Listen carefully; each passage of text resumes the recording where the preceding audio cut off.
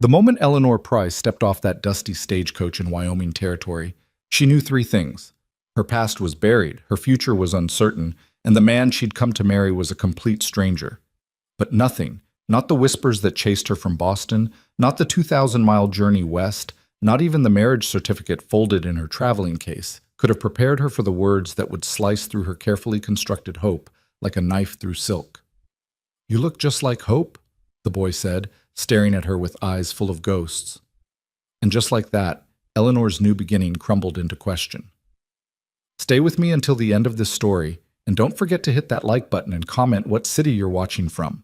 I want to see just how far this tale travels. The Wyoming wind tasted of sage and secrets.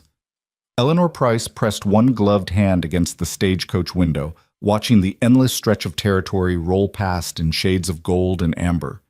Autumn had painted the grasslands with a brush dipped in sunset, and the mountains in the distance stood like sentinels guarding something she couldn't yet name. Beautiful, yes, but also utterly foreign to a woman whose entire life had been measured in cobblestone streets and the musty corners of a Boston schoolhouse. She pulled her hand back, noticing how the leather had worn thin at the fingertips. Everything she owned was wearing thin these days. Her clothes, her savings, her excuses. The other passengers had disembarked hours ago at various dusty outposts, leaving her alone with her thoughts and a single worn carpet bag, the kind of solitude that made memories louder. "Miss Price, we simply cannot overlook such behavior." Eleanor closed her eyes against the echo of Headmaster Wilson's voice, against the memory of standing in that oak-paneled office while the Board of Trustees looked at her with expressions ranging from disappointment to barely concealed satisfaction. She'd been a good teacher. No, an excellent one. Her students had loved her, had actually learned under her instruction, had begun to see education as something more than rote memorization and ruler strikes across knuckles.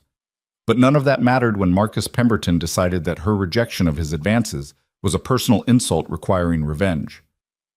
"Lady looks like she's running from something," the stagecoach driver had muttered to his partner when they'd stopped to water the horses somewhere in Nebraska. He hadn't meant for her to hear, but she had. Because he was right. She was running. From Marcus's lies about improper conduct. From the whispers that had spread through Boston's teaching circles like wildfire through dry grass. From the looks of suspicion in the eyes of people who'd once invited her to dinner parties. From the slow, suffocating knowledge that her reputation, once destroyed, could never be rebuilt. Not there. Not in a world where a man's word would always outweigh a woman's truth. So when the advertisement appeared in the Boston Evening Transcript, widowed rancher in Wyoming territory seeking educated woman of good character for marriage and companionship, Eleanor had stared at it until the words blurred. Educated woman, good character. Not beautiful, not young, not accomplished, just educated and good. She could be that. She could be anything, as long as it was anywhere else. The letters had begun simply enough. Samuel Hart wrote in neat, measured sentences about his ranch, his son, his need for someone to bring order and learning to a household that had known too much loss. He didn't write poetry or make grand promises. He wrote about cattle prices and winter preparations and a boy who needed a mother's hand, even if that mother was really a stranger fulfilling a contract. Eleanor had written back with equal practicality. She told him about her teaching experience, her ability to manage a household budget, her willingness to work hard. She didn't mention the scandal. She didn't mention how her hand sometimes shook when she thought about facing another roomful of judgmental eyes. She simply presented herself as a solution to his problem, because God knew she needed him to be a solution to hers. 3 months of correspondence. A proposal that was more negotiation than romance. A train ticket west that felt like both escape and surrender. And now, here she was, watching the town of Clearwater Creek emerge from the prairie like a handful of wooden buildings someone had scattered and forgotten. The stage lurched to a stop in front of a building optimistically labeled Hotel and General Store. Eleanor gathered her carpet bag and stepped down into the street, her boots meeting dirt that puffed up in small clouds. The air smelled different here, cleaner somehow, despite the dust. Sharp with pine from the distant mountains and something else she couldn't identify. Space, maybe. Possibility. Or danger. She was still deciding. "Miss Eleanor Price."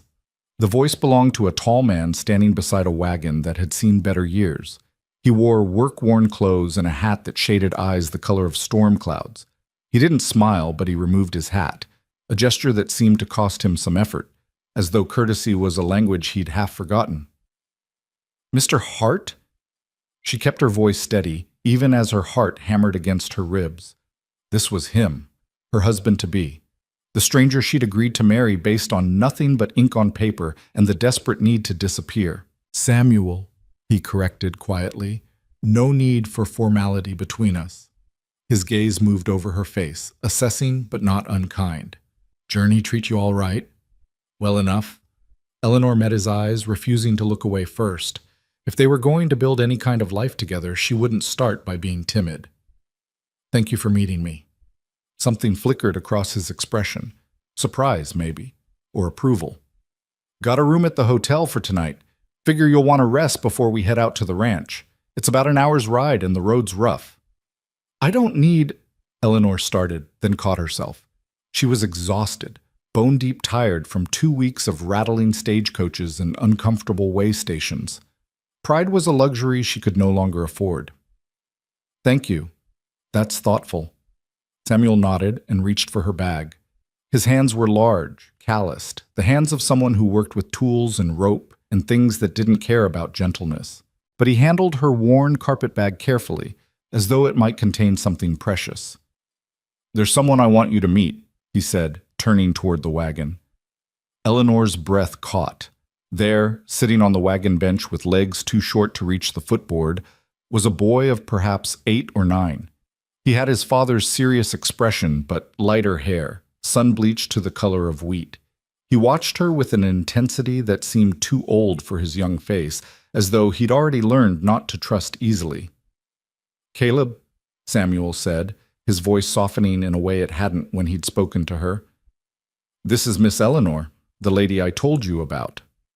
The boy, Caleb, stared at her. Eleanor tried a smile, the kind she'd used countless times to win over shy students. "Hello, Caleb. It's nice to finally meet you. Your father's written so much about you in his letters." Caleb didn't respond. His eyes moved over her face, lingering on details she couldn't guess, the color of her hair, perhaps, or the shape of her nose, or some other feature that meant something only to him. The silence stretched, growing uncomfortable. Samuel shifted his weight, about to intervene. Then Caleb spoke, his voice clear and cutting as broken glass. "You look just like Hope." The world seemed to tilt sideways. Eleanor's smile froze. Samuel's face went pale, then flushed with something that might have been anger or embarrassment or grief, maybe all three at once. The autumn wind whispered through Clearwater Creek's single street, carrying the sound of a blacksmith's hammer and someone's laughter from the saloon, normal sounds from a normal day, but Eleanor couldn't hear any of it over the sudden roaring in her ears. Hope, his late wife, the mother this child had lost. "You look just like Hope." "Caleb," Samuel's voice came out rough. "That's not... We don't..." He stopped, seeming to lose the thread of whatever reprimand he'd intended. His hand moved to the boy's shoulder, but Caleb shrugged it off and turned away, staring fixedly at the mountains. Eleanor stood frozen in the middle of the street, her carefully constructed composure cracking like ice over a thawing river. 3 months of letters. 3 months of carefully worded exchanges about household management and educational philosophies, and the practical arrangements of a marriage built on mutual need rather than affection. And not once, not in a single letter, had Samuel Hart mentioned that she looked like the wife he'd buried. Was that why he'd chosen her? Had he seen something in her few carefully selected words that reminded him of a ghost? Was she meant to be a replacement, a substitute, a living reminder of someone lost? Eleanor. Samuel's use of her first name jolted her back to the present. He stood close now, though she hadn't noticed him moving. His face was drawn, years seeming to settle into the lines around his eyes. "I'm sorry. He doesn't mean... He's just a boy who..." He stopped again, and she could see him struggling with words that wouldn't come. "Does she?" Eleanor heard herself ask, her voice steadier than she felt. "Look like her? Like your wife?" Samuel's jaw worked. Around them, Clearwater Creek continued its business, a woman emerging from the general store with a basket, Two men arguing good-naturedly about horse breeding outside the livery. Normal life, carrying on while Eleanor's carefully planned escape route began to feel like a trap. "There's a resemblance," Samuel admitted finally. His eyes met hers, and in them she saw something that might have been guilt or sorrow or just bone-deep weariness. The coloring, maybe. The way you carry yourself, but when I placed that advertisement, I wasn't looking for. He dragged a hand across his face. "I was looking for someone to help raise my son and manage a household, someone educated and capable. That's all." "Is it?" The question came out sharper than Eleanor intended, but she didn't take it back. She'd fled one set of lies already. She wouldn't build a life on another. "Because your son seems to think otherwise." "My son is 8 years old and still sees his mother in every woman with brown hair and a kind face." Samuel's voice hardened, not with anger at her, but at something else. Circumstance, maybe, or fate, or his own failure to prevent this exact moment. "He's wrong. You're not Hope. Hope is dead and buried, and you're here because I need help. I can't get any other way, and you need—" He paused, his expression shifting to something uncomfortably close to understanding. "Well, I assume you need something too, or you wouldn't have traveled 2,000 miles to marry a stranger." The truth of that statement hung between them like smoke. A group of riders passed, their horses kicking up dust that made Eleanor's eyes water. Or maybe that was something else entirely. She'd thought this would be simple. A transaction. A clean start in a place where no one knew about Marcus Pemberton's lies or the scandal that had destroyed her livelihood. She'd be a wife in name, a teacher to a boy who needed educating, a manager of a household in exchange for safety and respectability, and the chance to breathe without waiting for the next whisper. But nothing was ever simple, was it? "I need to see her," Eleanor said suddenly. "Your wife. Is there a photograph?" Samuel's eyebrows rose. "Why?" "Because I need to know." Eleanor lifted her chin, meeting his gaze squarely. "If I'm going to stay, if we're going to attempt this arrangement, I need to see what I'm stepping into, what I'm being compared to, whether your son's words are a child's imagination or something more." For a long moment, Samuel just looked at her. Then slowly he reached into his jacket pocket and withdrew a leather wallet. From it, he extracted a small photograph, its edges worn from handling. He held it out without a word. Eleanor took it with fingers that trembled only slightly. The woman in the photograph was younger than Eleanor by a few years, though it was hard to tell with certainty given the formal pose and serious expression photography required. She had dark hair pulled back in a simple style, a straight nose, a mouth that might have smiled often when she wasn't sitting still for a camera, pretty in an unremarkable way. Ordinary, even. And yes, there was a resemblance, not exact, not startling, but enough. The same general coloring, the same build, the kind of similarity that might make a grieving child catch his breath when a stranger stepped off a stagecoach, or might make a widowed man choose one particular letter out of the dozens he must have received. "Her name was Hope Gardner before we married," Samuel said quietly. "She came west with her family in '68. We met at a church social. She was 17, I was 22. We had 9 years together before the fever took her." He paused, then added with careful emphasis, "She was a good woman, a loving mother. But she wasn't educated like you. Couldn't read much beyond the Bible. Didn't have your way with words or learning." Eleanor handed the photograph back. "You want me to teach him, not just household things, reading, writing, arithmetic, the education his mother couldn't provide." "Yes." Samuel tucked the photograph away, his movements careful. "Caleb's bright. Needs more than I can give him. The school in town only runs 4 months a year, and the teacher," he shook his head, "knows his letters and not much else. I want better for my boy, want him to have choices I never had." "And you think I can give him that?" Eleanor searched his face. "Even looking like I do? Even with him seeing ghosts every time I walk into a room? I think you're strong enough to try." Samuel's storm-gray eyes held hers. "You came all this way on the promise of a man you'd never met. You're standing here asking hard questions instead of running back to that stagecoach. That tells me something about your character, Miss Price. Something I trust more than a resemblance that's only in a grieving child's mind." Eleanor wanted to believe him, wanted to believe that she could be more than a substitute or a replacement, that this strange arrangement could work despite the complications already piling up like storm clouds on the horizon. But she'd believed in fairness once, in justice, in the idea that truth would prevail over lies and merit would outweigh malice. Marcus Pemberton had taught her how wrong she could be. "I need time to think," she heard herself say. "You mentioned a hotel room. I'll stay there tonight.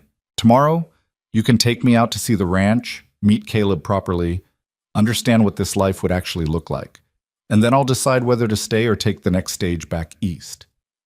Samuel's face showed nothing, but she caught the slight slump of his shoulders, disappointment or relief, she couldn't tell. "That's fair," he said. "More than fair, given how this went." "Pa?" Caleb's voice drifted from the wagon, smaller now, uncertain. "Is she leaving?" "Not yet, son." Samuel moved toward the wagon, laying a hand on the boy's knee. "Miss Eleanor's going to stay in town tonight. Rest up from her travels. We'll talk more tomorrow." Caleb's eyes found Eleanor's again, and this time she saw past the eerie proclamation to the child beneath.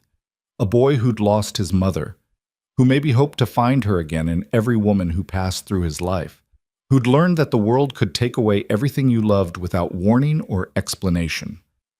She knew something about that. Different losses, maybe, but the same bitter lesson. Eleanor climbed the hotel's narrow stairs to a room that smelled of lye soap and pine. It was clean, sparse, functional. A bed, a washstand, a small window overlooking the street. She set her carpetbag on the bed and sank into the single chair, every muscle in her body suddenly acknowledging the exhaustion she'd been fighting for weeks. Through the window, she could see the wagon pulling away. Samuel drove, Caleb beside him, both of them facing forward into a future that might or might not include her. The autumn sun was beginning its descent, painting everything in shades of amber and gold, beautiful and harsh at once, like everything else in this territory.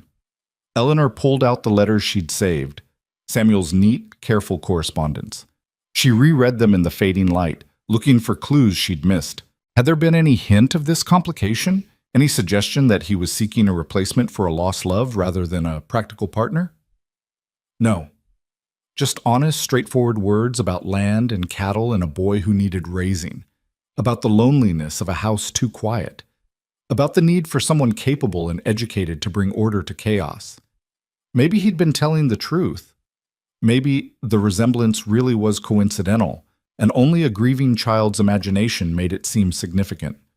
Or maybe he'd seen that photograph she'd sent, the one formal portrait she owned, taken 3 years ago when such things still seemed important, and recognized something in it that reminded him of what he'd lost. Either way, Eleanor had to decide. Stay and risk being forever compared to a ghost, or leave and return to, what? Boston and its whispers? Another teaching position in another city where eventually someone would ask questions she couldn't answer. The truth was, she had nowhere else to go. No family to speak of, her parents dead, her siblings scattered. No fortune to fall back on. No prospects beyond what she could earn with her mind and her labor, and those opportunities were rapidly closing for a woman with a ruined reputation. A knock on the door interrupted her thoughts. She opened it to find a young woman balancing a tray. "Mr. Hart paid for your supper, ma'am," the girl said, setting the tray on the small table. Stew, bread, coffee, simple but substantial. Said to make sure you had everything you needed. "Thank you." Eleanor fumbled in her bag for a coin to tip the girl, but she waved it away. "Already taken care of, ma'am. Mr. Hart's good people.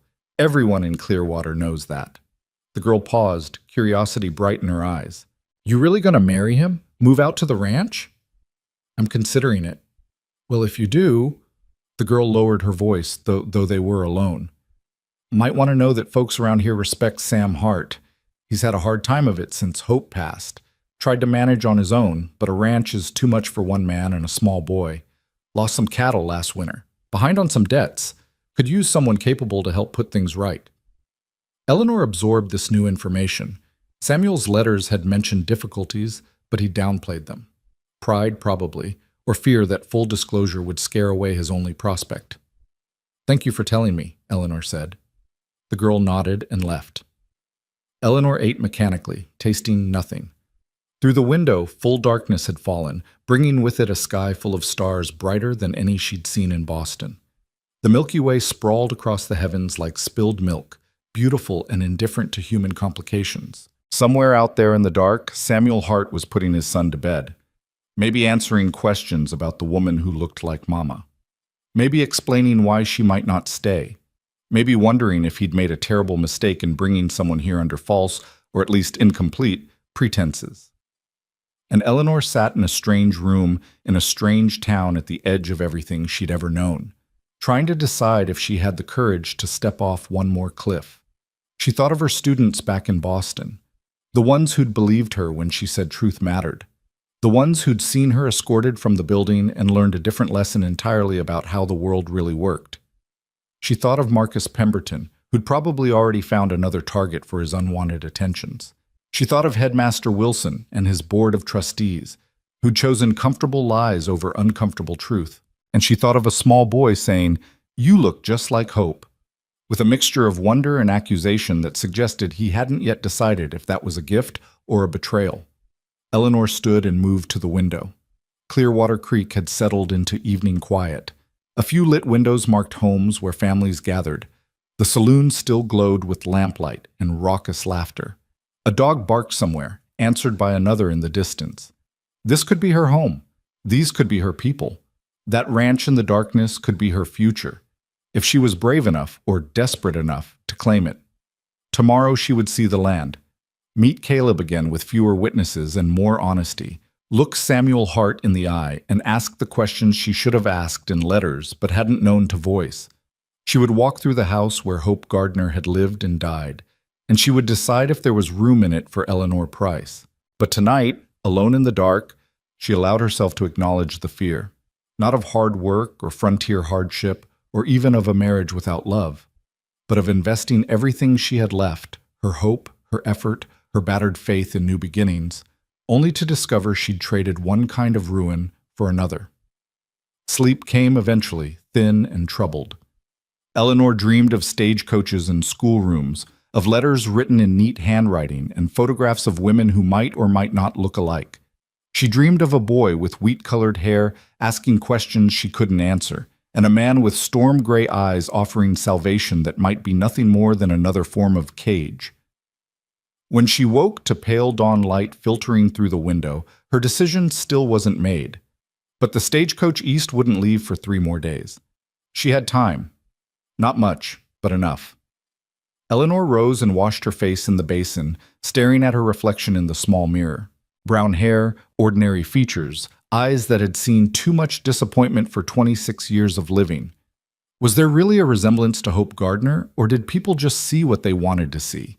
Did it even matter if she could give that child the education his father wanted and help build something worthwhile from the wreckage they'd both survived? A knock came precisely at 8 o'clock. Samuel, punctual as his letters had promised. Eleanor straightened her traveling dress, pinned her hair with steady hands, and opened the door to whatever came next. Samuel stood in the hallway, hat in hand, expression carefully neutral. "Morning," he said. "Caleb's waiting with the wagon. Thought you might like to see the place before you decide anything final." "Yes," Eleanor said, "I would." They descended the stairs without speaking, emerging into a morning that smelled of wood smoke and coffee and possibility. Caleb sat in the wagon bed this time, surrounded by supplies Samuel had apparently purchased in town. He watched Eleanor with those 2 old eyes, but when she offered a small smile, he didn't look away. Progress, maybe? Or just the morning light making everything seem less dire than it had in yesterday's harsh afternoon sun. Samuel handed her up to the wagon seat and climbed beside her. The springs creaked under his weight. He gathered the reins, then paused. "I want you to know something," he said, not looking at her. "Whatever you decide today, stay or go. I won't think less of you for it. This isn't what either of us bargained for exactly. Fair enough if you want to call it off." Eleanor studied his profile. The strong jaw, the weathered skin, the set of his shoulders that spoke of carrying weight too long alone. An honest man, she thought. Maybe not perfect, maybe carrying his own complications, but honest in his way. "Let's see the ranch first," she said. Then we'll talk about decisions. Samuel nodded and clucked to the horses. The wagon rolled forward, leaving Clearwater Creek behind and heading into open country where the grass rippled like water and the mountains stood patient and eternal against the morning sky. Eleanor gripped the wagon seat and let the wind pull at her bonnet. Ahead lay a future she couldn't predict. Behind lay a past she couldn't change, and beside her sat a stranger who might become her husband if she could find the courage to bet everything she had left on the hope that this time, this place, would be different. The ranch appeared after an hour's rough travel, tucked into a valley where a creek ran silver between cottonwood trees. The house was small but well built, log construction with a stone chimney and a covered porch. Outbuildings scattered across the property, barn, henhouse, smokehouse, a bunkhouse that looked empty and unused. Fences marked pastures where cattle grazed, fewer than there should be if the ranch was truly prosperous. Everything had a worn but cared-for look, like someone was fighting to maintain what they had against odds that just kept mounting. Samuel drew the wagon to a stop in front of the house. "It's not much," he said quietly, "but it's honest work on honest land. No one can take that from us." Eleanor heard the us and wondered if he'd meant to include her in it. Caleb jumped from the wagon bed and ran toward the barn, disappearing inside with the easy familiarity of a child in his own domain. Samuel climbed down and offered Eleanor his hand. She took it, noting the strength in his grip and the calluses that spoke of endless labor. Her feet touched ground that might become her ground. Her eyes took in a home that might become her home. Her future balanced on this moment, this choice, this leap into the unknown. "Show me everything," Eleanor said. "I want to see it all before I decide." And Samuel, with something that might have been respect or relief or gratitude warming his storm-gray eyes, nodded and led her toward a life that waited to be chosen. The house smelled of coffee and wood smoke, and something else Eleanor couldn't quite place, the lingering scent of a life interrupted. Samuel pushed open the door and stepped aside, letting her enter first into a main room that served as kitchen, dining area, and living space all at once. A stone fireplace dominated one wall, its mantel bare except for a single oil lamp. The furniture was simple but well made. A table with 4 chairs, a rocking chair near the hearth, shelves lined with dishes and preserves. Everything was clean, she noticed, but clean in the way of a man doing his best without quite knowing how. The corners held dust he'd missed, and the curtains hung slightly crooked on their rod. "Caleb and I sleep upstairs," Samuel said, gesturing to a ladder that led to what must be a loft. "There's a room down here that was—" He stopped, cleared his throat. "That would be yours, for now, until you decide." Eleanor moved through the space slowly, taking inventory not just of what was there, but of what was missing. No woman's touches remained, no embroidered samplers, no carefully arranged wildflowers, no small decorative items that spoke of someone trying to make a house into a home. Samuel had stripped away every trace of hope, leaving only the necessary behind. Whether that was grief or practicality, Eleanor couldn't tell. The bedroom he indicated was small, barely large enough for the narrow bed and chest of drawers it contained, but it had a window facing east, and morning light spilled across wooden floors that someone had once sanded smooth and oiled to a soft sheen. A woman's work, Eleanor thought. Hope's work, making beauty where the frontier offered mostly function. "It's adequate," Eleanor said, running her hand along the windowsill. "No dust here. Samuel must have cleaned this room specially, anticipating her arrival." The thought touched something tender in her chest, though she tried not to let it show. Better than adequate, actually. Samuel stood in the doorway, too large for the small space. "There's a root cellar out back. Smokehouse keeps well. Creek never runs dry, even in summer. Land's good for grazing, though we could use more hay fields, and the soil near the creek would take to a kitchen garden, if you've a mind for growing things." Eleanor turned to face him. "You're trying to sell me on staying." "I'm trying to be honest about what's here." Samuel met her gaze evenly. "It's hard work and long days. Winter can be brutal. We get snowed in sometimes for weeks. The nearest neighbor is 3 miles east, and town's an hour away when the weather's good. You'd be isolated most of the time, just me and Caleb and whatever you can make of a life out here." "And the threats you mentioned in your letters?" Eleanor asked quietly. "The difficulties with land and debt?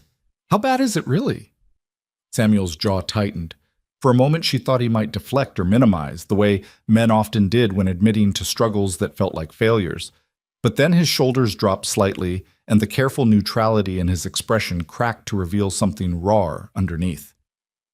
"Bad enough," he admitted. "There's a mining company, Consolidated Western Mineral, bought up land north of here about 2 years back. They're after water rights, specifically access to Clearwater Creek. Creek runs through my land before it hits their property line. They've made offers. I've refused. Now they're applying pressure in other ways." "What kind of pressure?" "The kind that makes it hard to sell cattle at fair prices. The kind that convinces the bank I'm a bad risk for extending credit. The kind where accidents start happening, fences cut, cattle spooked, equipment that goes missing then turns up broken." Samuel's hands curled into fists at his sides. "Nothing I can prove in court. Nothing direct enough to bring the law in on. Just enough to make it clear they're not giving up." Eleanor absorbed this, understanding settling in her stomach like a stone. "You didn't mention this in your letters, not the full extent of it. Would you have come if I had?" The question hung between them, honest and uncomfortable. Eleanor considered it carefully. Would she have traveled 2,000 miles to marry a man whose livelihood was under siege? To walk into a situation that might escalate into real danger? Maybe not. Probably not. She'd been looking for escape and stability, not another battle to fight. "I don't know," she said finally, "but I deserve the choice to make that decision with all the facts." "You're right." Samuel nodded slowly. "I should have told you. I was afraid—" He stopped, seeming to struggle with the admission. "I was afraid you'd say no. Afraid I'd lose the one chance I had to give Caleb what he needs, to have help keeping this place running before it all falls apart." He dragged a hand through his hair, a gesture of frustration she was beginning to recognize. "That's not an excuse, just the truth of it." Eleanor studied him in the morning light filtering through the window. He looked tired, she realized. Not just physically tired from the endless labor of running a ranch alone, but tired in the bone-deep way of someone who'd been holding up the world by himself for too long. A widower raising a grieving child. A rancher fighting to keep land that had been in his family since before Wyoming was even a territory. A man who'd swallowed his pride enough to advertise for a wife because he'd run out of other options. She should be angry. She had every right to be angry. He'd misled her, if not through outright lies, then through careful omissions. He'd brought her into a situation more complicated and potentially dangerous than he'd disclosed. But anger required energy she wasn't sure she wanted to spend. And underneath her wariness, a small voice whispered that she'd done her own share of omitting. She hadn't told him about Marcus Pemberton or the scandal that had destroyed her reputation, hadn't mentioned that she was fleeing rather than seeking, hadn't been entirely honest about her own desperation. "Show me the rest," Eleanor said instead of responding to his confession. "I want to see the land, the cattle, where this creek runs that's causing so much trouble." Relief flickered across Samuel's face, though he tried to hide it. "I'll saddle horses. You ride?" "Well enough." Eleanor had learned as a girl when her father had briefly entertained dreams of country living. Those dreams had died with him, but the skill remained. Outside, Caleb had emerged from the barn and was throwing rocks at a fence post with the focused intensity of a child working through complicated feelings. He glanced up as Eleanor and Samuel approached, his expression guarded. "Going to show Miss Eleanor the property," Samuel said. "You want to come along?" Caleb shrugged, which Samuel seemed to interpret as assent. The boy disappeared into the barn and emerged leading a small buckskin pony with gentle eyes. Samuel saddled 2 larger horses, a roan mare for Eleanor and a big bay gelding for himself. The animals were well cared for, their coats sleek, their eyes alert but calm. Eleanor hadn't been on a horse in years, but her body remembered. She accepted Samuel's help mounting, noting how careful he was not to touch her more than necessary. Propriety, even in the wilderness, or maybe just the awkwardness of proximity with a woman who was still essentially a stranger. They rode out towards the northern boundary of the property, Caleb ranging ahead on his pony with the easy confidence of a child who'd learned to ride before he could walk. The land rolled away in all directions, grass rippling in the wind like waves on an ocean frozen mid-swell. Cattle grazed in scattered groups, their red and white coats bright against the gold of autumn.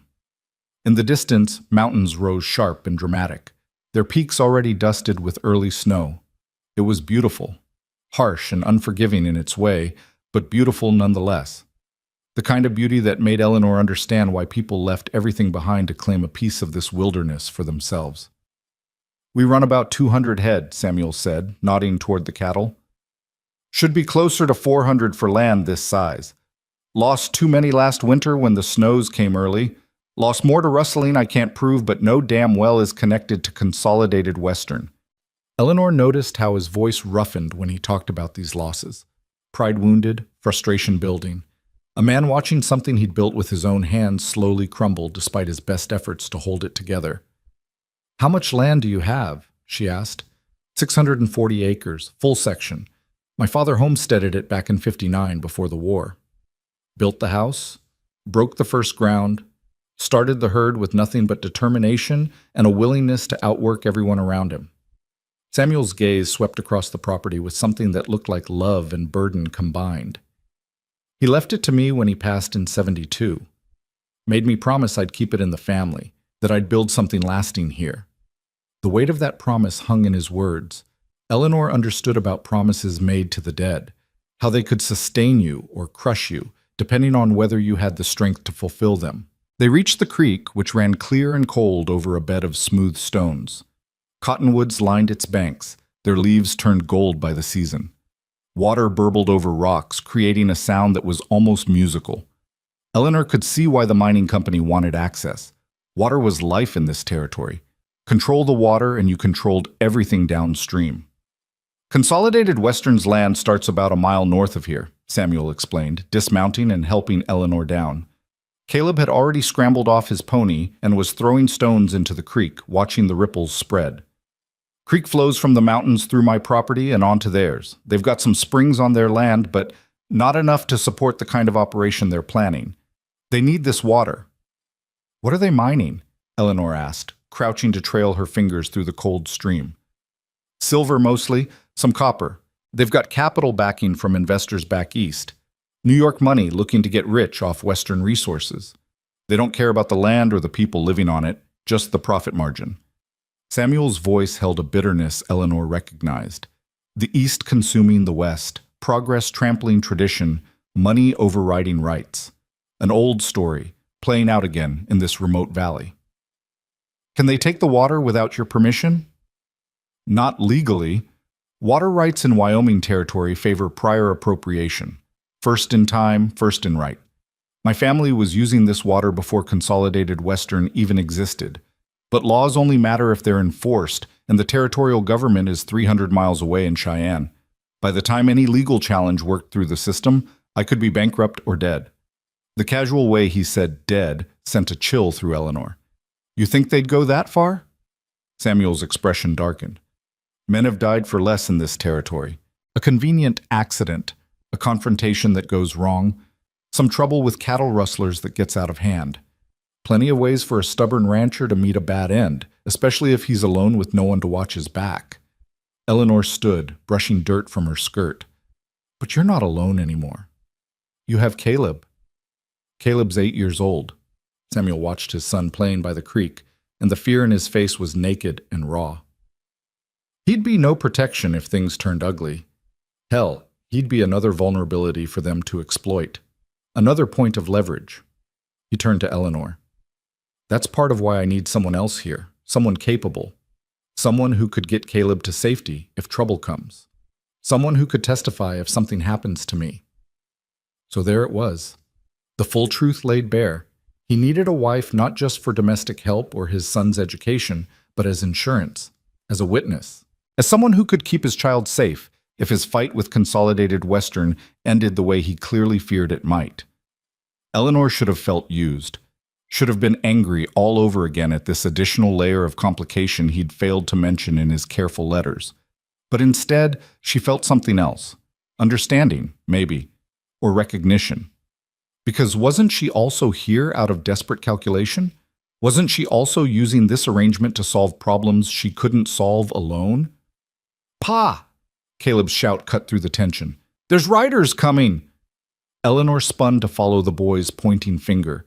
3 men on horseback approached from the north, moving at an easy pace that somehow felt threatening anyway.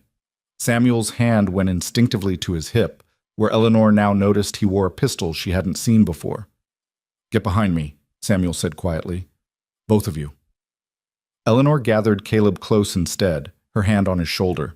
The boy was trembling slightly, though he was trying to hide it. The riders drew closer, and Eleanor could make out details now. Rough clothing, hard faces, the kind of men who made their living doing things other men wouldn't do. They stopped about 20 feet away. The man in the center, older than the others, with a salt and pepper beard and eyes like chips of flint, tipped his hat in a mockery of courtesy. "Hart," he said. His voice carried across the distance, flat and cold. "Didn't know you had company." "Taggart." Samuel's voice matched the other man's tone for cold neutrality. "You're on my land." "Creek's not your land. Water belongs to everyone, according to territorial law." Taggart's gaze slid past Samuel to Eleanor, assessing her with an expression that made her skin crawl. "This the mail-order bride we heard you were bringing in? Pretty thing. Shame to bring a lady out to a place this uncertain." "What do you want, Taggart?" Samuel took a step forward, putting himself more completely between Eleanor and the riders. "Just making sure you got the message Mr. Whitmore sent last week. The offer still stands, $12,000 for your water rights and an easement across your land to the creek. More than generous, considering your current financial situation." Taggart smiled, showing teeth that had seen too much tobacco. "Of course, the offer has an expiration date. Mr. Whitmore's patience isn't infinite. I told Whitmore 3 months ago. I told him 6 months ago. I'll tell you now so you can carry it back to him." Samuel's hand stayed near his pistol, casual but ready. "This land isn't for sale. The water rights aren't for sale. No amount of money or pressure is going to change that." "Stubborn." Taggart shook his head as if disappointed. "Stubborn gets men hurt out here, Hart. Gets their property damaged. Gets their families put at risk." His eyes flickered to Caleb, then back to Samuel. "You really want to be stubborn with a boy to think about, with a new wife depending on you?" The threat was barely veiled. Eleanor felt Caleb press closer against her side, his small body rigid with fear. Anger sparked in her chest, anger at these men who would threaten a child, who would use fear as a weapon against people just trying to build a life. "Mr. Taggart," Eleanor heard herself speak before she'd consciously decided to. All 3 men turned to look at her, surprise flickering across their faces.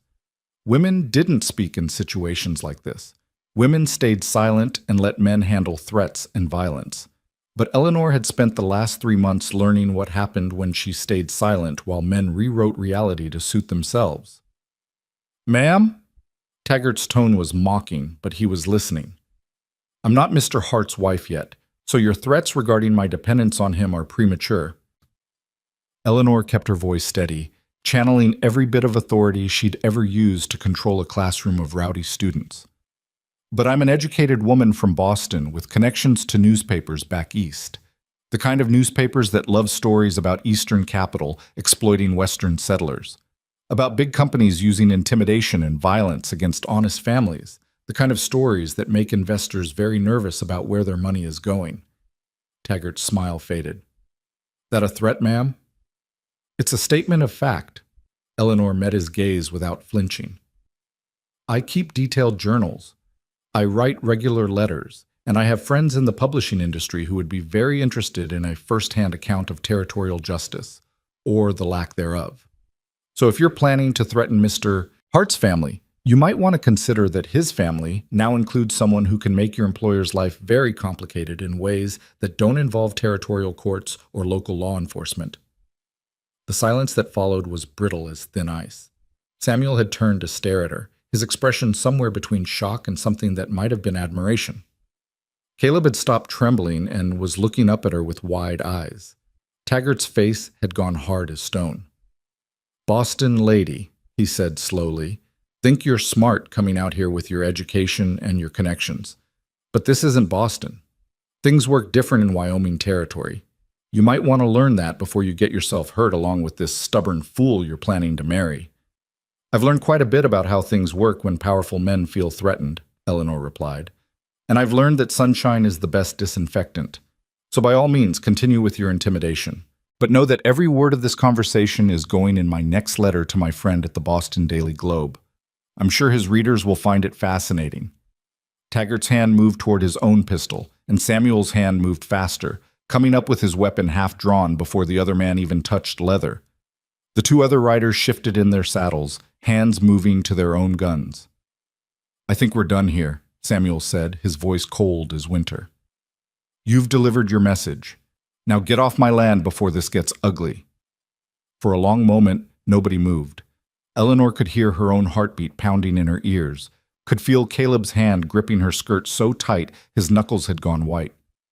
The wind whispered through the cottonwoods, and the creek burbled on, indifferent to human tensions. Then Taggart smiled again, nasty and knowing. "We're going. But you think about what I said, Hart. Think about that boy of yours. Think about whether your pride is worth what it might cost him." He nodded toward Eleanor. "And you, Boston lady, you think about whether your riding skills will do you much good if you have an accident on this rough frontier. Long way to fall off a horse. Easy to get lost in a storm. Lots of ways for newcomers to come to grief out here." He wheeled his horse around, and the other two followed.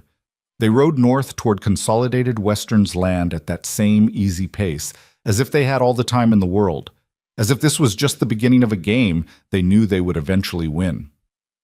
Samuel didn't holster his pistol until they were out of sight. Then he turned to Eleanor, his face pale beneath its tan. "That was either the bravest or the stupidest thing I've ever seen anyone do." Eleanor's legs were shaking, but she kept her voice level. "I won't let men like that control my life through fear. I've had enough of that to last a lifetime." "You just made yourself a target." Samuel gripped her arm, not rough, but urgent. "You understand that? Taggart's not going to forget what you said. Neither will Whitmore. They'll see you as a threat now, not just a woman to be ignored." "Good." The word came out harder than Eleanor intended, but she meant it. "Maybe I'm tired of being ignored. Maybe I'm tired of watching bullies win because nobody has the courage to stand up to them." Samuel stared at her like he was seeing someone completely different from the quiet, careful woman who'd stepped off the stagecoach yesterday. Then, slowly, something shifted in his expression. The wariness remained, but beneath it emerged a spark of something else. Respect, maybe.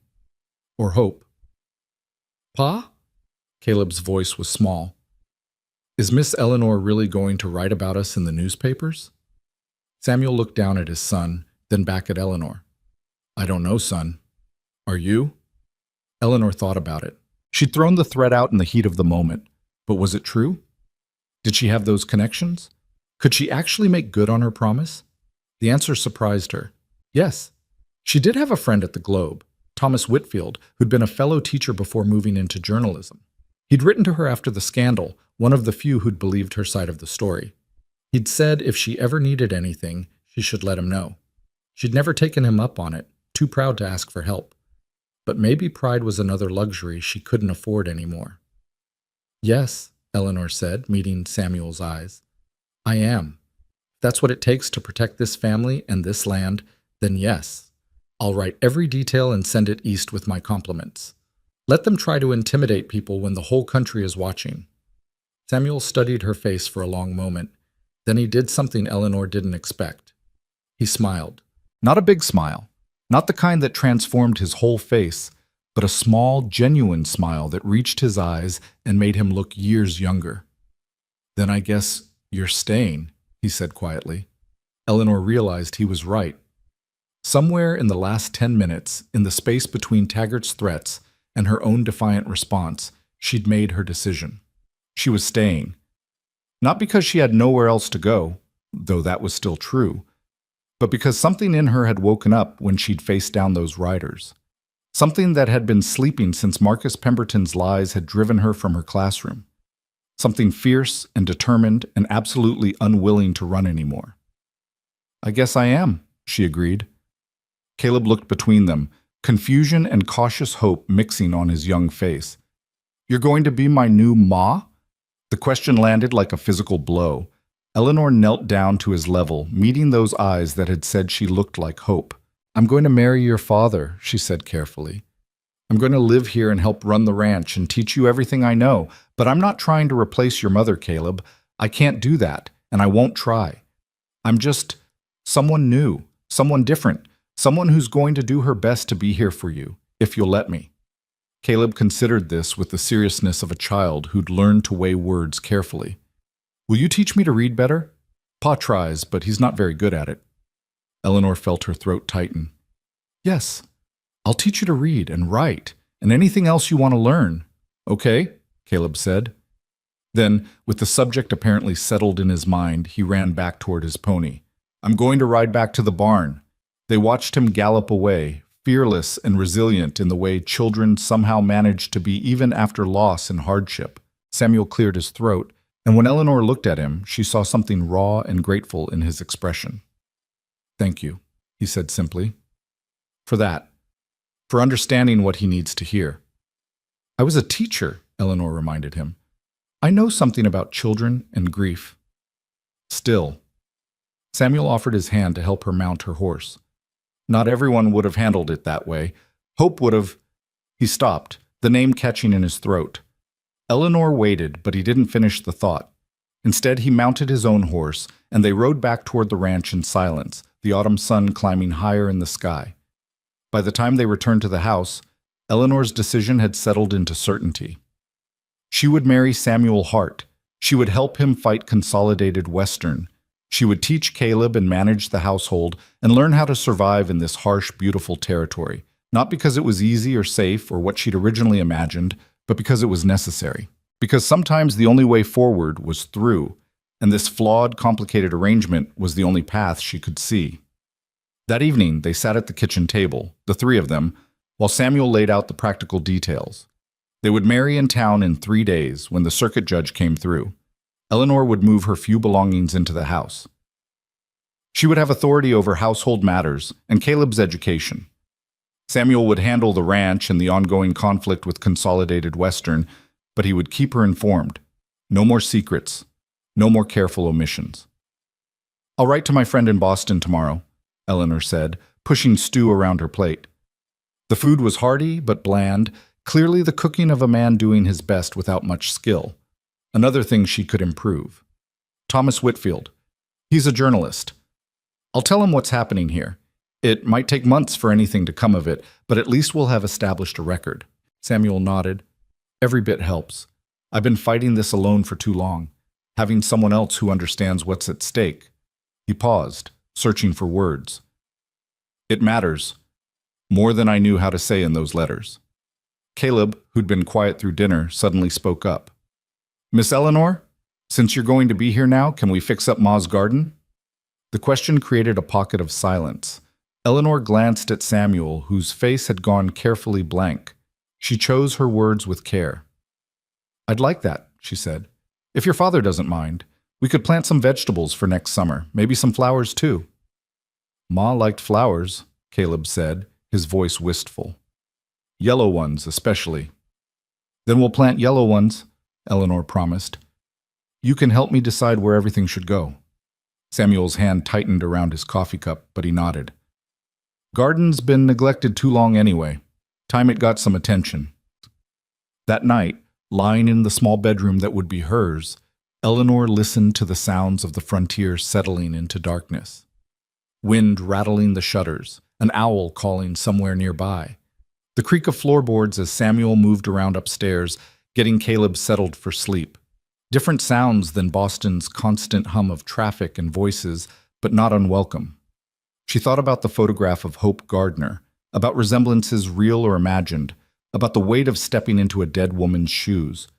But she also thought about Taggart's threats and Samuel's weary determination and Caleb's tentative acceptance. About a fight worth fighting and a life worth building, even if it was built on uncertain ground. Eleanor Price had come west to escape. But maybe, just maybe, she'd found something worth staying for instead. Not safety, not security, not even love. Just the stubborn, fierce determination to stand her ground against men who thought they could take what wasn't theirs. To protect a child who'd lost too much already. To build something real and true in a place where lies would get you killed, but honesty might keep you alive. 3 days. Then she'd be Eleanor Hart, wife to a stranger, mother to a grieving child, defender of a ranch under siege. The woman who looked like hope, but wasn't Hope, the Boston schoolteacher who'd learned to face down armed men with nothing but words and will, the woman who'd decided to stop running and start fighting instead. Outside her window, the stars wheeled overhead, brilliant and cold and utterly indifferent to human struggles. But Eleanor wasn't looking for cosmic reassurance. She was planning, writing letters in her head, thinking about gardens and lessons and the 100 small ways she could make this place hers while respecting what it had been before. Tomorrow she would start. Tonight, she would rest and gather her strength for the battles ahead. The wedding took place on a Thursday afternoon in Clearwater Creek's small courthouse, with the circuit judge presiding and 2 witnesses pulled from the street to make it legal. Eleanor wore her best dress, dark blue wool that had seen her through too many Boston winters, and Samuel wore a suit that looked like it had last seen daylight at Hope's funeral. Caleb stood between them, solemn and silent, his hand gripping his father's jacket like an anchor. Judge Morrison spoke the words quickly, clearly accustomed to frontier marriages that were more contract than romance. Eleanor repeated her vows in a steady voice, feeling the weight of each promise settle onto her shoulders like stones. To have and to hold, for better or worse. Till death do us part. Samuel's voice was quieter but no less firm. When the judge pronounced them husband and wife, Samuel kissed Eleanor's cheek, a brief, formal gesture that felt less like affection and more like sealing a business arrangement. They were married. Eleanor Hart now, no longer Eleanor Price. A rancher's wife, a stepmother, a woman with a fight to wage and a household to manage, and absolutely no idea if she'd made the right choice or a catastrophic mistake. The hotel owner's wife, Mrs. Patterson, had prepared a small meal for them afterward: roast chicken and potatoes, apple pie that tasted of cinnamon and autumn. She fussed over Eleanor with the kind of maternal concern that made Eleanor's throat tight, having lost her own mother years ago to pneumonia. "You need anything out at that ranch? You send word," Mrs. Patterson insisted, pressing a basket of preserves into Eleanor's hands. "Sam Hart's good people, but that's a lonely life for a woman used to city living. Don't be too proud to ask for help when you need it." Eleanor thanked her, touched by the kindness from a woman who was essentially a stranger. It was different here, she was learning. The isolation bred a kind of interdependence that Boston's crowded streets had never required. Out here, your neighbors might be miles away, but they were also your lifeline when trouble came. And trouble was coming. Eleanor could feel it in the way Samuel kept glancing toward the windows, in the tightness around his mouth, and how his hand drifted toward his pistol whenever footsteps approached. The confrontation with Taggart had changed something. Lines had been drawn. War had been declared, even if no shots had been fired yet. They loaded the wagon with Eleanor's few belongings and supplies Samuel had purchased: flour, sugar, ammunition, lamp oil, the practical necessities of frontier life. Caleb climbed into the back without being asked, and Eleanor took her place beside Samuel on the bench. Her place. Her husband. Strange words for a strange new reality. The ride back to the ranch passed in near silence, broken only by the creak of wagon wheels and the distant cry of a hawk circling overhead. Eleanor watched the landscape roll past, trying to memorize the landmarks. That distinctive rock formation, the bend in the road where cottonwoods grew thick, the place where you could first glimpse the ranch buildings nestled in their valley. This was her home now. She needed to know every inch of it. Samuel had to leave for Cheyenne 3 days later, taking a dozen head of cattle to sell at the stockyards. It was a trip he couldn't postpone. They needed the money desperately, needed to make payments on debts that were coming due faster than the seasons changed. He'd been planning it for weeks, long before Eleanor arrived, and there was no question of canceling now. "I'll be gone 4 days, maybe 5 if the weather turns," Samuel said the morning before his departure. They were in the barn, where he was checking tack and preparing for the journey. Eleanor had come to help, though she wasn't sure what help she could actually provide. "Ben Cartwright from the neighboring ranch will swing by once or twice. He knows to keep an eye on things while I'm away." Eleanor nodded, running her hand along the smooth wood of a stall door. The barn smelled of hay and horses and leather, earthy and honest. "We'll be fine. It's only a few days." "Keep the rifle loaded. You know how to shoot?" Samuel glanced at her, his expression serious. "My father taught me when I was young. I'm not an expert, but I can manage." Eleanor met his eyes. You're worried about more than just cattle rustlers and coyotes, aren't you? Samuel set down the bridle he'd been inspecting. Taggart hasn't made any moves since that day at the creek. That worries me more than if he had. Men like that don't forget. They don't forgive. They just wait for the right opportunity. He moved closer, his voice dropping. Eleanor, if anything happens while I'm gone, anything that feels wrong or dangerous, you take Caleb and you ride to the Cartwrights. Don't try to be brave. Don't try to defend the property. Just get yourself and my son to safety. You understand? The intensity in his face startled her. This wasn't just caution. This was real fear, barely contained. You think they'll come while you're away? That they're waiting for exactly that? I think desperate men do desperate things when they see an opening. And a ranch with just a woman and child is an opening. Samuel's hand came up, hovering near Eleanor's shoulder before dropping back to his side, as if he'd forgotten they didn't have the kind of marriage where casual touches came easily. I wouldn't leave if I didn't have to, but those cattle are our survival. Without the money from this sale, we'll lose the ranch anyway, threat or no threat. Eleanor understood the trap he was in. Stay and protect his family, but lose everything financially, or leave and risk everything personally, but have a chance at financial survival. No good choices, just the lesser of evils. We'll be careful, Eleanor promised, and Caleb is smarter than those men give him credit for.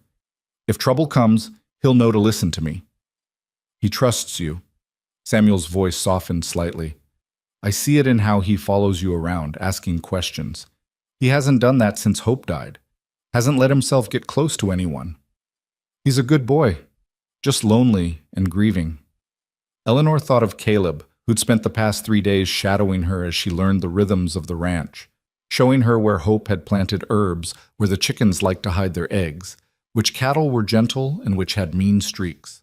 Opening up in small increments, testing whether she'd stay or leave like everyone else seemed to in his short life. Samuel nodded, then seemed to catch himself in a moment of vulnerability. He stepped back, his expression closing off again into that careful neutrality Eleanor was learning to read as discomfort with emotion. I'll be back as soon as I can. Keep the doors locked at night. Don't go far from the house. And if Ben doesn't show up when he's supposed to, that's a warning sign. It might mean they've gotten to him somehow. The casual way Samuel discussed potential violence sent ice through Eleanor's veins, but she kept her face calm, her voice steady. We'll be fine, Samuel. Make your sale, get a good price, and come home. That's all that matters. He left before dawn the next morning, taking 2 ranch hands Eleanor hadn't even known he employed, drifters who worked for food and a place to sleep more than wages, Samuel had explained. The house felt larger without him, emptier, even though he'd only been a quiet presence at meals and in the evenings. Eleanor stood on the porch watching the dust settle from his departure, Caleb pressed against her side. Pa always comes back, Caleb said, though it sounded more like he was trying to convince himself than reassure Eleanor. Of course he does. Eleanor rested her hand on the boy's shoulder. Now, how about we tackle those arithmetic lessons you've been avoiding? The next 3 days passed in a rhythm of work and watchfulness. Eleanor threw herself into managing the household with the same intensity she'd once brought to teaching. She inventoried the pantry, discovering that Samuel had been living on salt pork and beans for months. She reorganized the kitchen, finding places for things that had been shoved randomly onto shelves. She started a sourdough starter and planned meals that would stretch their limited supplies while providing actual nutrition. And she taught Caleb. Every afternoon they sat at the kitchen table with his slate and the few books Samuel owned, a Bible, a farmer's almanac, a volume of Shakespeare that had belonged to his mother. Eleanor discovered that Caleb could read better than he'd let on, but that he struggled with writing and numbers. She worked with him patiently, praising small improvements, never showing frustration when he struggled. My ma used to read to me, Caleb admitted one afternoon, his slate covered with carefully practiced letters, from the Bible mostly.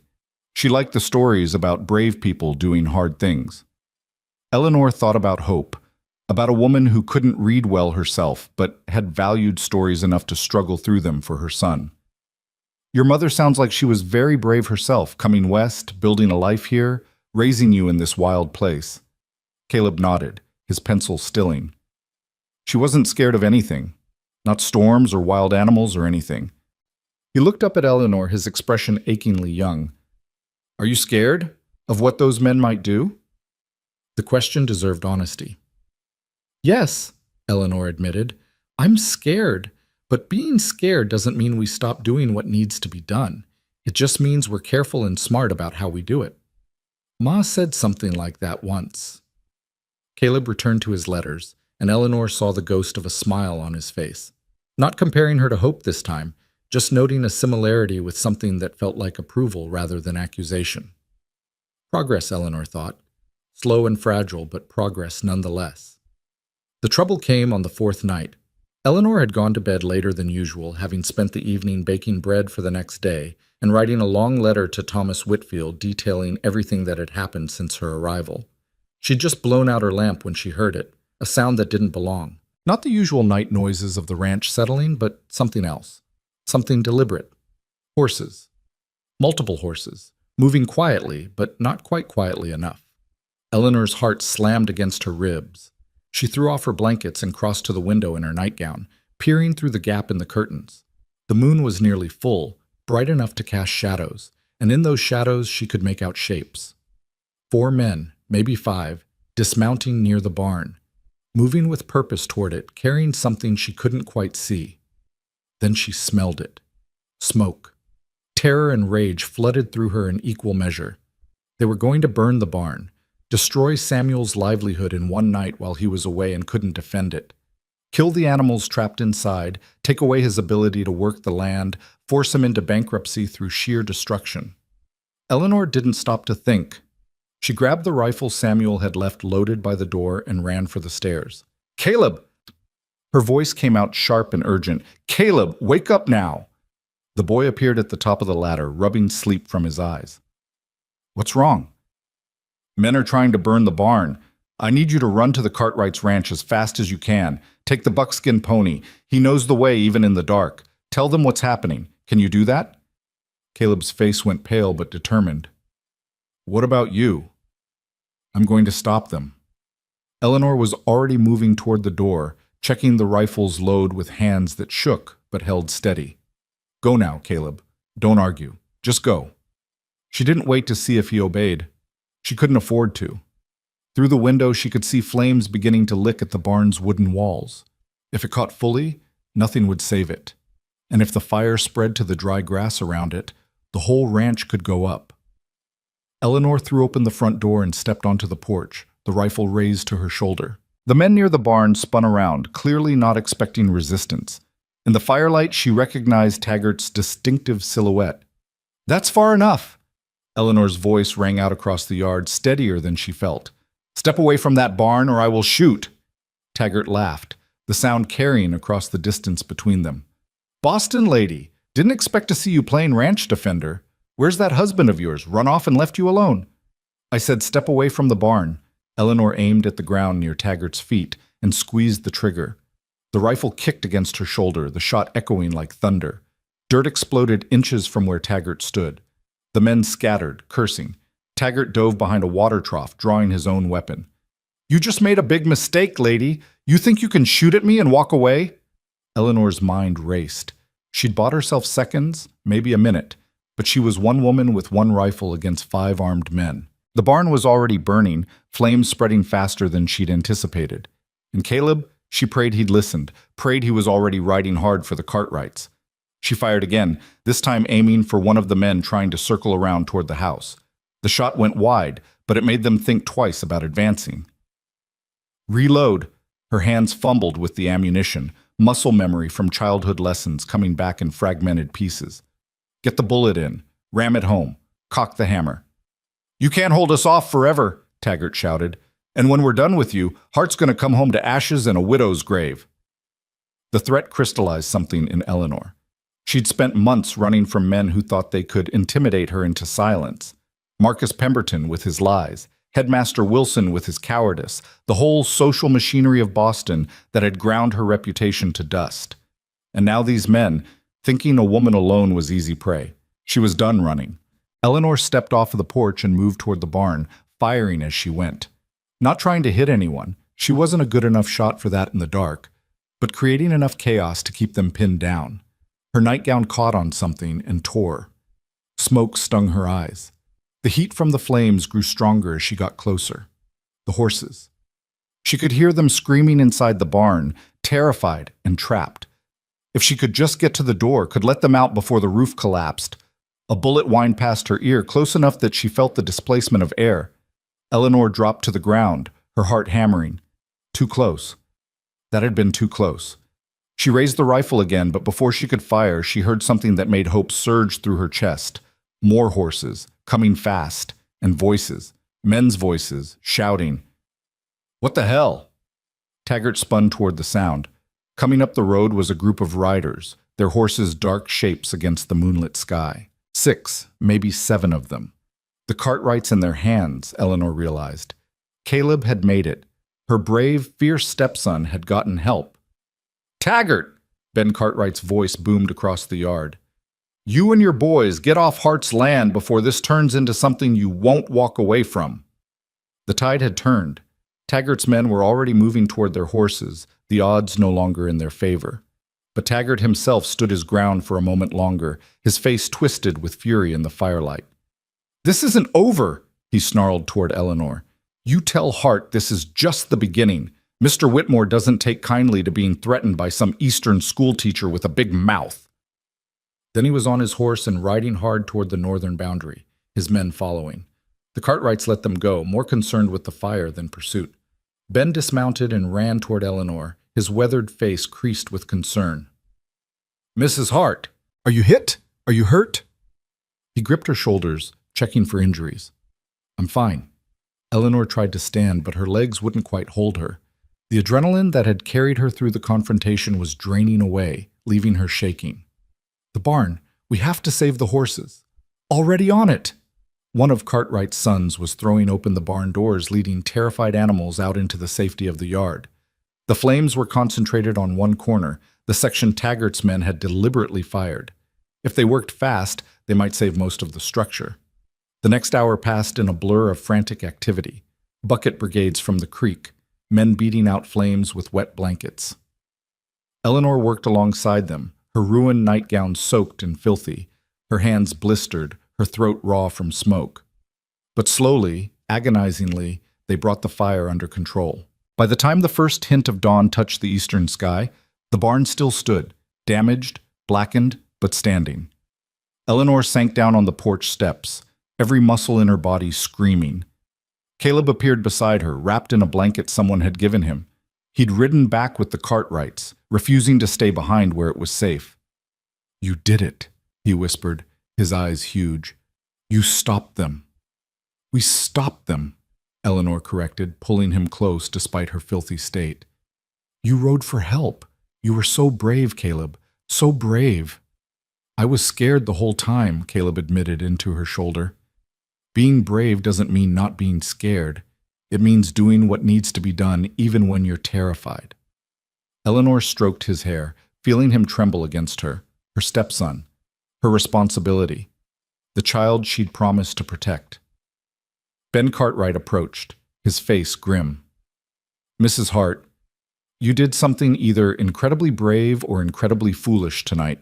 Not sure which yet. Probably both, Eleanor admitted, but I couldn't just let them destroy everything Samuel's worked for, everything his father built. No, I suppose you couldn't. Ben shook his head slowly. But you understand what this means? They came after you directly, threatened to kill you. This has escalated beyond intimidation and property damage. This is attempted murder. Eleanor nodded, too tired to be properly afraid anymore. I know, and I'm writing to the territorial governor about it, and the newspapers, and anyone else who might listen. This ends now, Mr. Cartwright. One way or another, this ends. Samuel Hart is a lucky man, Ben said quietly. Not many women would have stood their ground like that. Not many women have run out of places to run to, Eleanor replied. She looked at the damaged barn, at the exhausted men who'd fought the fire, at Caleb pressed against her side. This is my home now, my family. I'm not letting anyone take it without a fight. The sun rose over the Wyoming territory, painting everything in shades of gold and amber, the same sun that had risen the day Eleanor arrived, uncertain and afraid and looking for escape. But the woman sitting on these porch steps wasn't that woman anymore. That woman had been shaped by loss and betrayal into someone smaller, someone who'd accepted silence as the price of survival. This woman, Eleanor Hart, wife and stepmother, and defender of a ranch under siege, had remembered something she'd forgotten in the halls of that Boston schoolhouse. She had a voice. She had strength. She had the capacity to stand against men who thought power and threats were enough to break her. They'd been wrong. Samuel returned 2 days later to find his barn damaged but standing, his wife sporting bruises and burns, and his son looking at Eleanor like she'd hung the moon. Ben Cartwright and 2 of his sons were still there, helping with repairs and standing guard in case Taggart decided to make another attempt. Eleanor watched from the porch as Samuel dismounted, his eyes taking in the scene with growing comprehension and horror. He moved toward her in 3 long strides, his hands gripping her arms almost too tight. "What happened?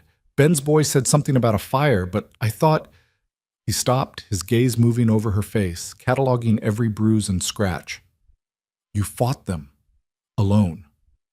"Not alone. Caleb rode for help. The Cartwrights came." Eleanor kept her voice steady despite the intensity of Samuel's grip, despite the raw emotion in his face. "We saved the barn. Most of it, anyway, and we sent Taggart and his men running." "You could have been killed," Samuel's voice cracked on the last word. "I told you to run, to take Caleb and get to safety. Why didn't you run?" Eleanor met his eyes, seeing in them something she hadn't seen before. Not just fear or anger, but genuine anguish at the thought of losing her. Not as a convenient solution to his problems, but as a person he was beginning to care about, despite the practical origins of their marriage. "Because I'm tired of running," Eleanor said simply, "and because this is my home too now. Mine to defend. Mine to fight for." She paused, then added more softly, "I'm not Hope, Samuel. I'll never be Hope. But I'm here, and I'm staying, and anyone who wants to drive me away is going to have to do a hell of a lot more than burn a barn and make threats." Samuel stared at her for a long moment. Then, to her complete surprise, he pulled her against his chest in an embrace that was fierce and desperate and absolutely nothing like their formal wedding kiss. Eleanor felt his heart hammering against her cheek, felt the tremor in his hands where they pressed against her back. "I thought I'd lost another one," he whispered into her hair. "Thought I'd come home to find you gone, and it would be my fault for leaving, for not protecting you, for bringing you into this mess." Eleanor's arms came up around him, returning the embrace. They stood like that for a long moment, 2 damaged people holding each other in the wreckage of violence, finding something unexpected in the ruins. Not love. Not yet. But the foundation on which love might eventually build, if they were both brave enough to let it. When they finally pulled apart, Eleanor saw Caleb watching them with an expression of cautious hope. And beyond him, she saw Ben Cartwright smiling slightly, as if he recognized something in their interaction that Eleanor herself was only beginning to understand. This strange, unlikely family was becoming real, built not on resemblances or replacements or practical arrangements, but on something far more solid, on standing together when trouble came, on protecting what mattered, even at great personal cost, on choosing to stay when running would have been easier. The barn could be repaired, the threats could be faced. The fight was far from over. But Eleanor Hart had found what she'd been searching for without even knowing she wanted it. Not escape, not safety, not even a fresh start. She'd found a reason to stand and fight, and in this harsh frontier where survival itself was a daily battle, that might be worth more than all the security and respectability Boston could have ever offered. Samuel spent the next week repairing what Taggart's fire had damaged, his movements sharp with barely contained fury. Eleanor watched him work from the kitchen window as she kneaded bread dough, noting how he attacked each task with an intensity that bordered on violence. He was angry at Taggart, at Consolidated Western, but mostly at himself for leaving his family vulnerable. No amount of reassurance from Eleanor or Ben Cartwright could ease the guilt she saw carved into the lines of his face. "He blames himself," Ben said quietly one afternoon, accepting the coffee Eleanor offered. Most of the neighbors had gone home, satisfied the immediate danger had passed, but Ben had stayed on to help with repairs and keep watch. "Sam's always been like that. Takes responsibility for things beyond his control, then punishes himself when they go wrong." Eleanor glanced toward the barn where Samuel was replacing charred boards, his shirt soaked with sweat despite the autumn chill. He didn't set that fire. He didn't invite this conflict. Consolidated Western chose to escalate. Try telling him that. Ben shook his head. When Hope died, he blamed himself for not getting the doctor fast enough, even though everyone knew the fever was too far gone by the time symptoms showed. Took him near 2 years to stop torturing himself over it. The mention of Hope still created an uncomfortable twinge in Eleanor's chest, though she was learning to live with being compared to a ghost. How long has he been fighting Consolidated Western? Started about 18 months ago, when they first approached him about selling water rights. They were polite enough at first, made it sound like a business proposition that would benefit everyone. But Sam's not stupid. He saw through it. Once he said no, things got ugly. Ben sipped his coffee, his weathered face thoughtful. Problem is, they've got money and political connections. Sam's just got stubbornness and a legitimate legal claim. In a fair fight, the law would be on his side. But fights involving men like Maxwell Whitmore are rarely fair. Eleanor had done her research since the confrontation with Taggart. Maxwell Whitmore was the owner and primary investor in Consolidated Western Mineral, a man who'd made his fortune in silver speculation during the Nevada boom, and now sought to replicate that success in Wyoming. He had connections to territorial politicians, judges, and business interests that stretched all the way to Washington. The kind of man who was accustomed to getting what he wanted through whatever means necessary. I've written to my contact in Boston, Eleanor said, Thomas Whitfield at the Globe. Told him everything, the intimidation, the threats, the attempted arson. He's interested in the story. Says Eastern readers are fascinated by tales of corporate overreach in the territories. Ben's eyebrows rose. That's bold. Whitmore won't like having his business practices exposed to public scrutiny. I'm counting on it. Eleanor set down her own coffee cup, her jaw set. Men like Whitmore operate in shadows. They rely on distance and anonymity to do things they'd never attempt if the whole country was watching. Shine enough light on their methods, and they'll either have to change tactics or face consequences from their own investors. Or they'll get desperate and dangerous, Ben's voice carried a warning. Cornered animals bite hardest, Eleanor. You sure you want to provoke them further? Eleanor thought about the night of the fire, about standing in her nightgown with a rifle while men threatened to kill her, about the terror in Caleb's eyes, and the smell of smoke, and the absolute certainty that she would not, could not, let them win through fear alone. They already tried to burn us out and murder me in the process. I'm not sure how much more provoked they can get. Fair point. Ben allowed himself a small smile. You're different than I expected, Mrs. Hart. When Sam told me he was sending for a mail-order bride from Boston, I figured you'd last maybe a month before the isolation and hardship sent you running back east. Glad to be wrong. Eleanor returned to her bread dough, kneading with steady rhythm. I had my reasons for leaving Boston, and I'm discovering I have even better reasons for staying here. She didn't elaborate, and Ben was too polite to pry. But as Eleanor worked, she thought about those reasons. About Caleb, who'd started calling her Eleanor Ma, in an unconscious blend that made her heart ache. About this ranch that was becoming home in ways her Boston boarding house never had. About Samuel, whose rare smiles had begun to appear more frequently when he looked at her, as if he was seeing past the practical arrangement to the person underneath. And about herself. About discovering strengths she hadn't known she possessed. About learning that sometimes the only way to heal from one kind of wound was to prove you could survive an entirely different battle. 2 weeks after the fire, a letter arrived from Thomas Whitfield. Eleanor opened it with trembling hands, Samuel and Caleb watching from across the kitchen table. The morning sun slanted through the window, illuminating dust motes that danced in the still air.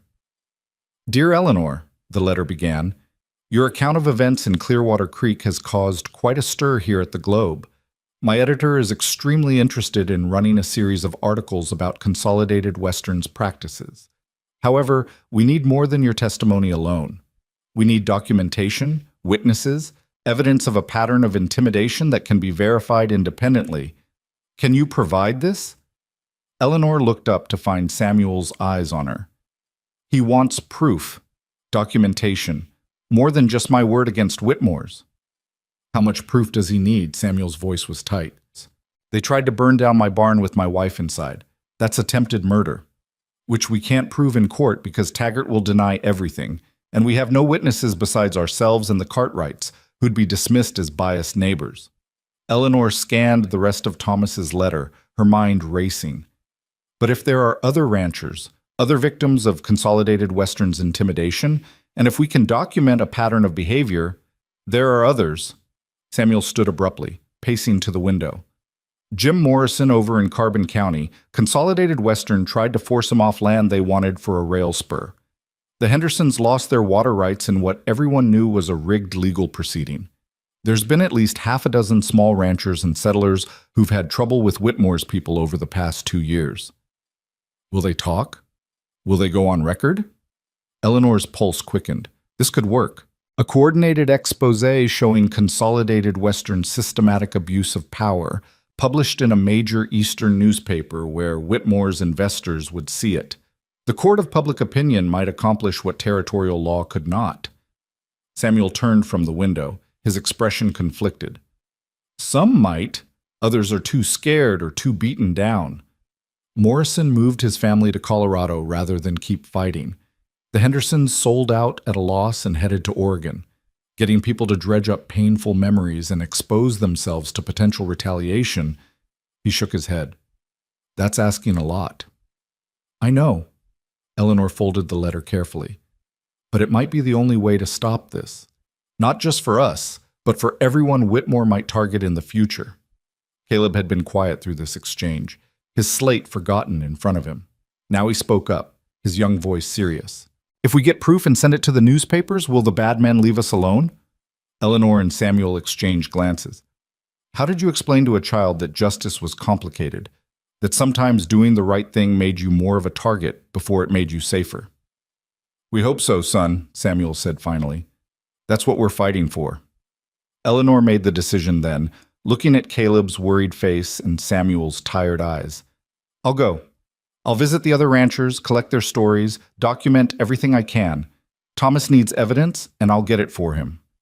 Absolutely not. Samuel's response was immediate and sharp.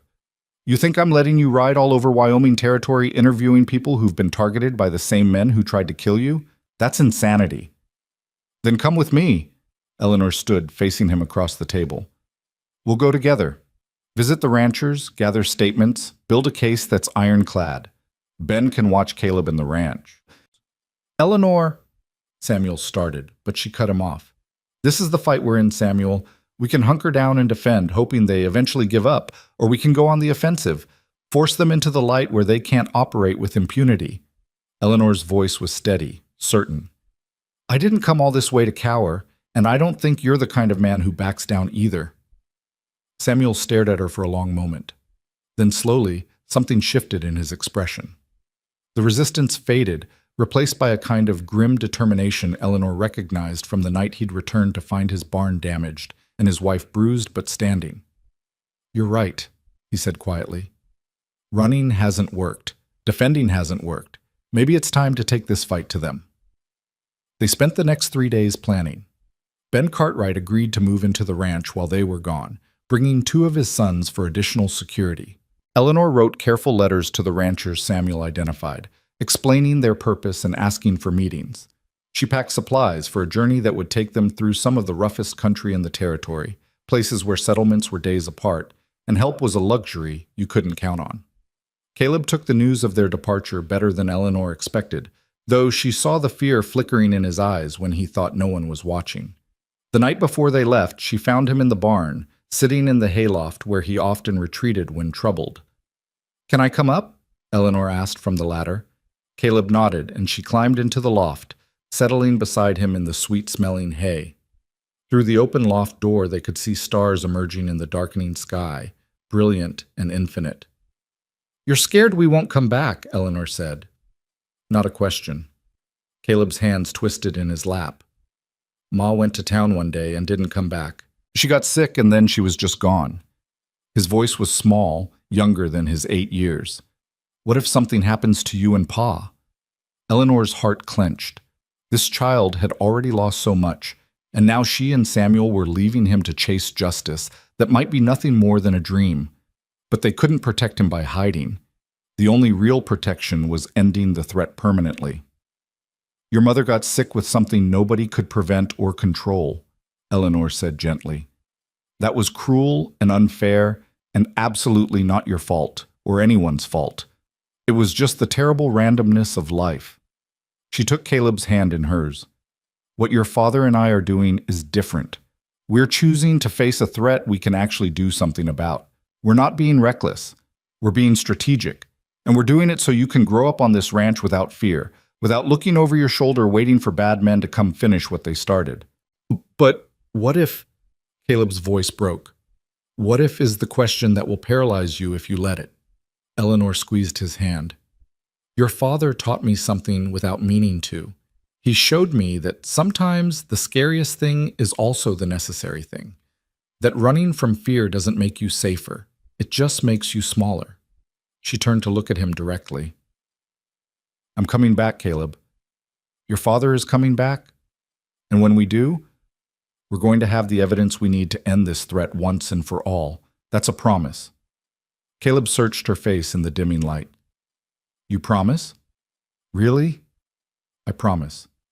Eleanor pulled him into a hug, feeling his thin arms wrap around her waist. And I keep my promises. You should know that about me by now. They left at dawn 2 days later, riding north toward Carbon County, where Jim Morrison had relocated before moving to Colorado.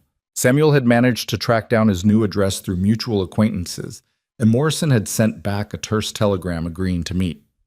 Eleanor rode the roan mare she'd begun to think of as hers, her rifle secured in the saddle holster, her saddlebags packed with notebooks and writing supplies alongside the more practical necessities of frontier travel. Samuel rode beside her on his bay gelding, silent and watchful. They'd fallen into an easy partnership over the weeks of their marriage, learning each other's rhythms and habits. Eleanor discovered that Samuel was most communicative in the early mornings and late evenings, that he had a dry sense of humor that emerged when he felt comfortable, that he was fiercely protective but also respected her competence enough not to coddle her. And Samuel had learned that Eleanor was tougher than she looked, that her education masked a core of determination that wouldn't bend under pressure, that she had a strategic mind that complemented his more direct approach. They made a good team, Eleanor thought, better than either of them had probably expected when they'd exchanged vows in that Clearwater Creek courthouse. The journey to Morrison's place took 3 days of hard riding through country that grew progressively wilder. They camped at night under stars so bright, Eleanor felt she could reach up and touch them, sharing simple meals cooked over a campfire and talking about everything and nothing. Samuel told her about his childhood on the ranch, about his father's dreams and his mother's early death in childbirth. Eleanor shared carefully edited stories about Boston, about teaching, about the parts of her past that didn't hurt too much to revisit. You never talk about why you left, Samuel observed one night, his face shadowed in the firelight. Just that you needed a fresh start. Eleanor poked at the fire with a stick, watching sparks spiral into the darkness. She'd known this conversation would come eventually. The question was how much truth to share, how much vulnerability to risk. There was a man, she said finally, Marcus Pemberton. He taught mathematics at the boys' academy adjacent to my school. He decided he wanted me to be more than a colleague, and when I refused his advances, he made it his mission to destroy my reputation. The words came easier than she'd expected, maybe because the darkness made confession simpler. He spread rumors about improper conduct, made implications to the headmaster and board of trustees, manufactured evidence of indiscretions that never happened. Samuel's jaw tightened in the firelight. And they believed him? Over you? Of course they did. He was a man with family connections and social standing. I was a single woman with no influential relatives to defend me. Eleanor's voice hardened. The headmaster called me into his office, told me very solemnly that while he personally believed I was innocent, the appearance of impropriety was just as damaging as actual impropriety. He accepted my resignation, which we both knew wasn't really a resignation at all. That's why you understood so quickly about Consolidated Western. Samuel's voice was thoughtful. You'd already experienced what happens when powerful people decide the truth doesn't matter as much as their version of events. Exactly. Eleanor met his eyes across the fire. I've lived through having my word dismissed, my character assassinated, my future destroyed by men who faced no consequences for their lies. I won't go through it again, and I won't stand by while it happens to others if I have the power to stop it." Samuel was quiet for a long moment. Then he said, "I'm sorry that happened to you, and I'm grateful it brought you here, even though I hate the circumstances that made it necessary." Something warm unfurled in Eleanor's chest. Not love, not yet, but something adjacent to it. Trust, maybe. The beginning of true partnership between two people who'd started as strangers, brought together by need. "I'm not sorry anymore," Eleanor admitted. "I was, for a long time. Angry and bitter and full of regret. But now—" She gestured at the vast darkness around them, at the stars overhead, at the life she was building in this harsh country. "Now I think maybe it was necessary. Maybe I needed to lose everything to discover what I was actually capable of when there was nothing left to lose." They found Morrison in a small settlement outside Rawlins, working as a clerk in a general store. A profound step down for a man who'd once owned 300 acres of good grazing land. He was thin and worn, with the defeated look of someone who'd fought too hard for too long and finally broken under the weight of it. But when Eleanor explained their purpose, something flickered in his eyes. Not hope, exactly, but perhaps the ghost of the fighting spirit he'd once possessed. "You really think exposing them in the newspapers will change anything?" Morrison asked, pouring coffee in the back room of the store where they could talk privately. "Whitmore's got enough money to buy his way out of bad publicity." "Maybe," Eleanor acknowledged, "but his investors don't want to be associated with a company that uses arson and attempted murder to acquire property. Even if Whitmore himself doesn't face legal consequences, the financial pressure from nervous investors might force him to change tactics, or at least make him think twice before targeting someone else." Morrison studied her face, then Samuel's. "You two know what you're risking? Whitmore doesn't forgive people who cross him. You go public with this. You're painting targets on your backs permanently." "The targets are already there," Samuel said quietly. "They tried to burn my barn with my wife inside. We're past the point of appeasement." "Fair enough." Morrison pulled out a battered ledger from beneath the counter. "I kept records. Every threat, every incident, every suspicious accident or financial setback that happened after I refused to sell. Dates, times, names when I had them. Figured someday someone might care enough to use it." Eleanor's hands trembled slightly as she accepted the ledger. This was exactly what Thomas needed: documentation, evidence, proof of systematic intimidation. "Thank you. This is incredibly valuable." "Just make it count." Morrison's voice was rough with old grief and anger. "I lost everything because I wouldn't back down.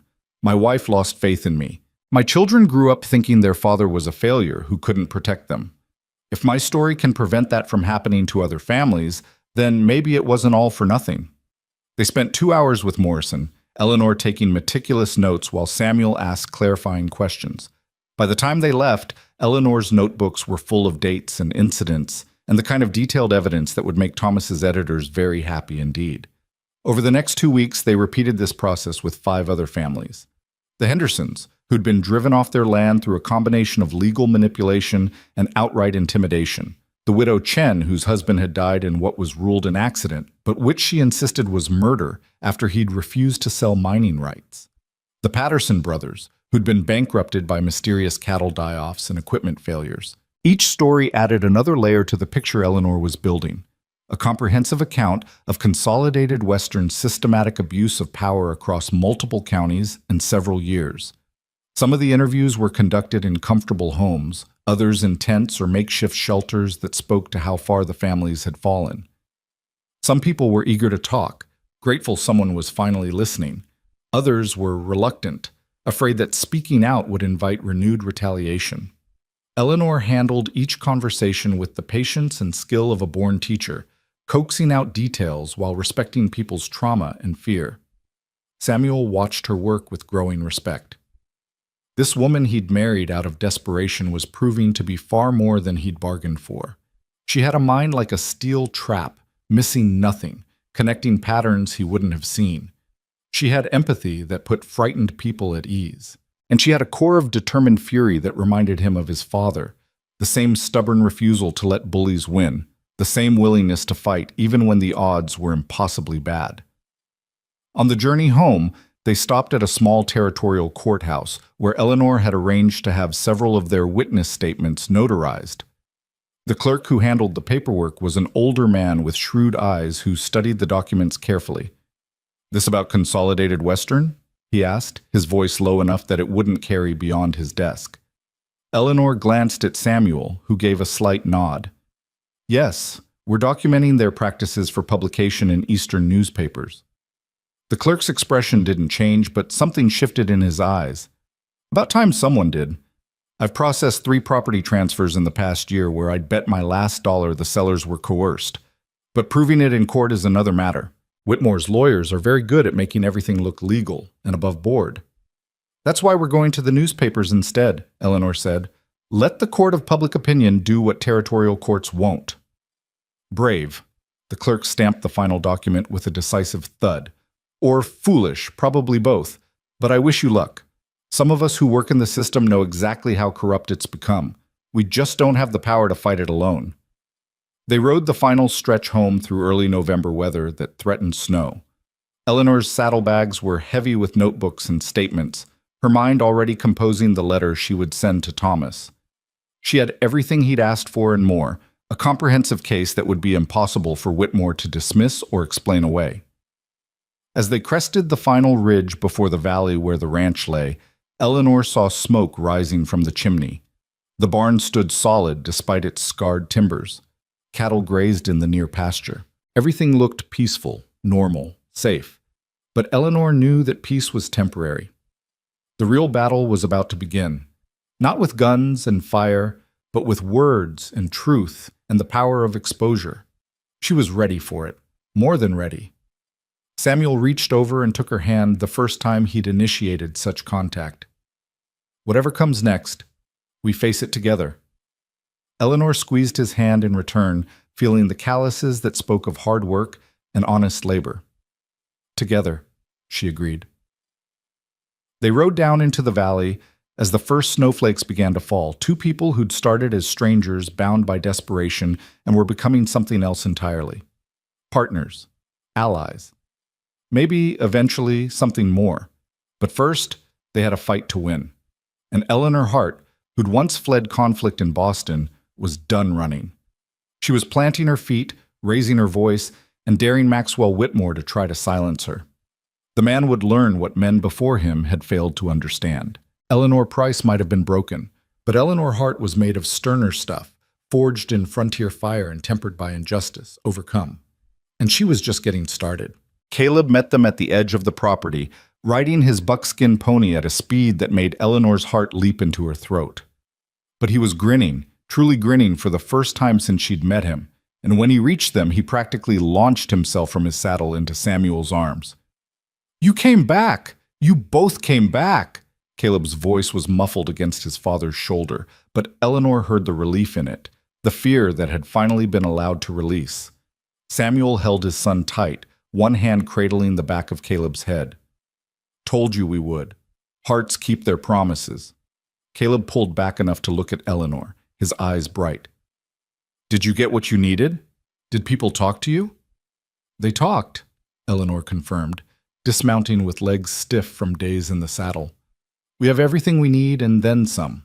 Now comes the hard part, putting it all together in a way that can't be ignored." Ben Cartwright emerged from the barn, his weathered face creasing into a smile.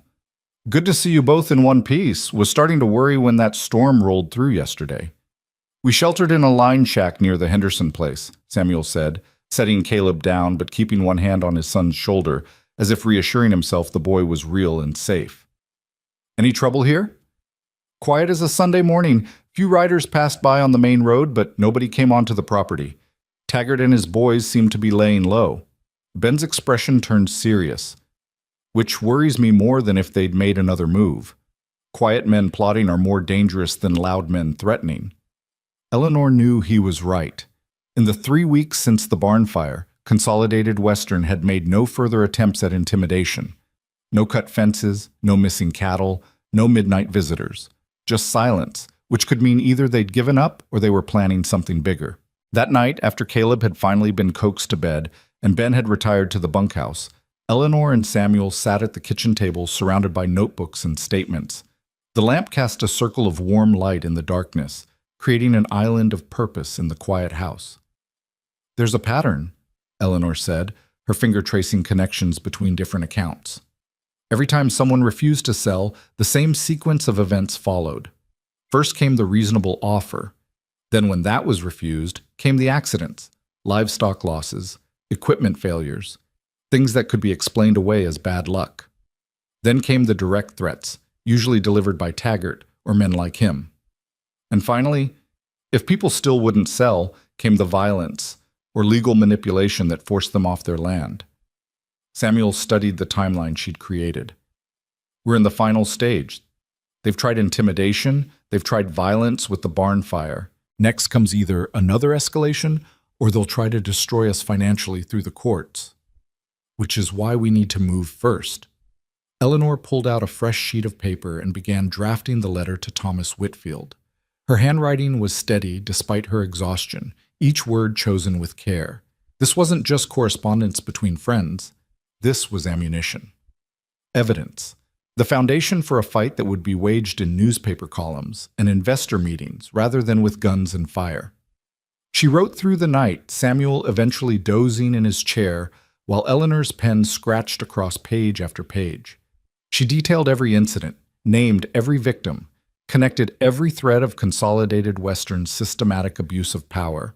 She wrote with the clarity of a teacher explaining a complex topic and the passion of someone who'd experienced injustice firsthand. By the time dawnlight began filtering through the windows, she had 15 pages of tightly written testimony that would make any editor sit up and take notice.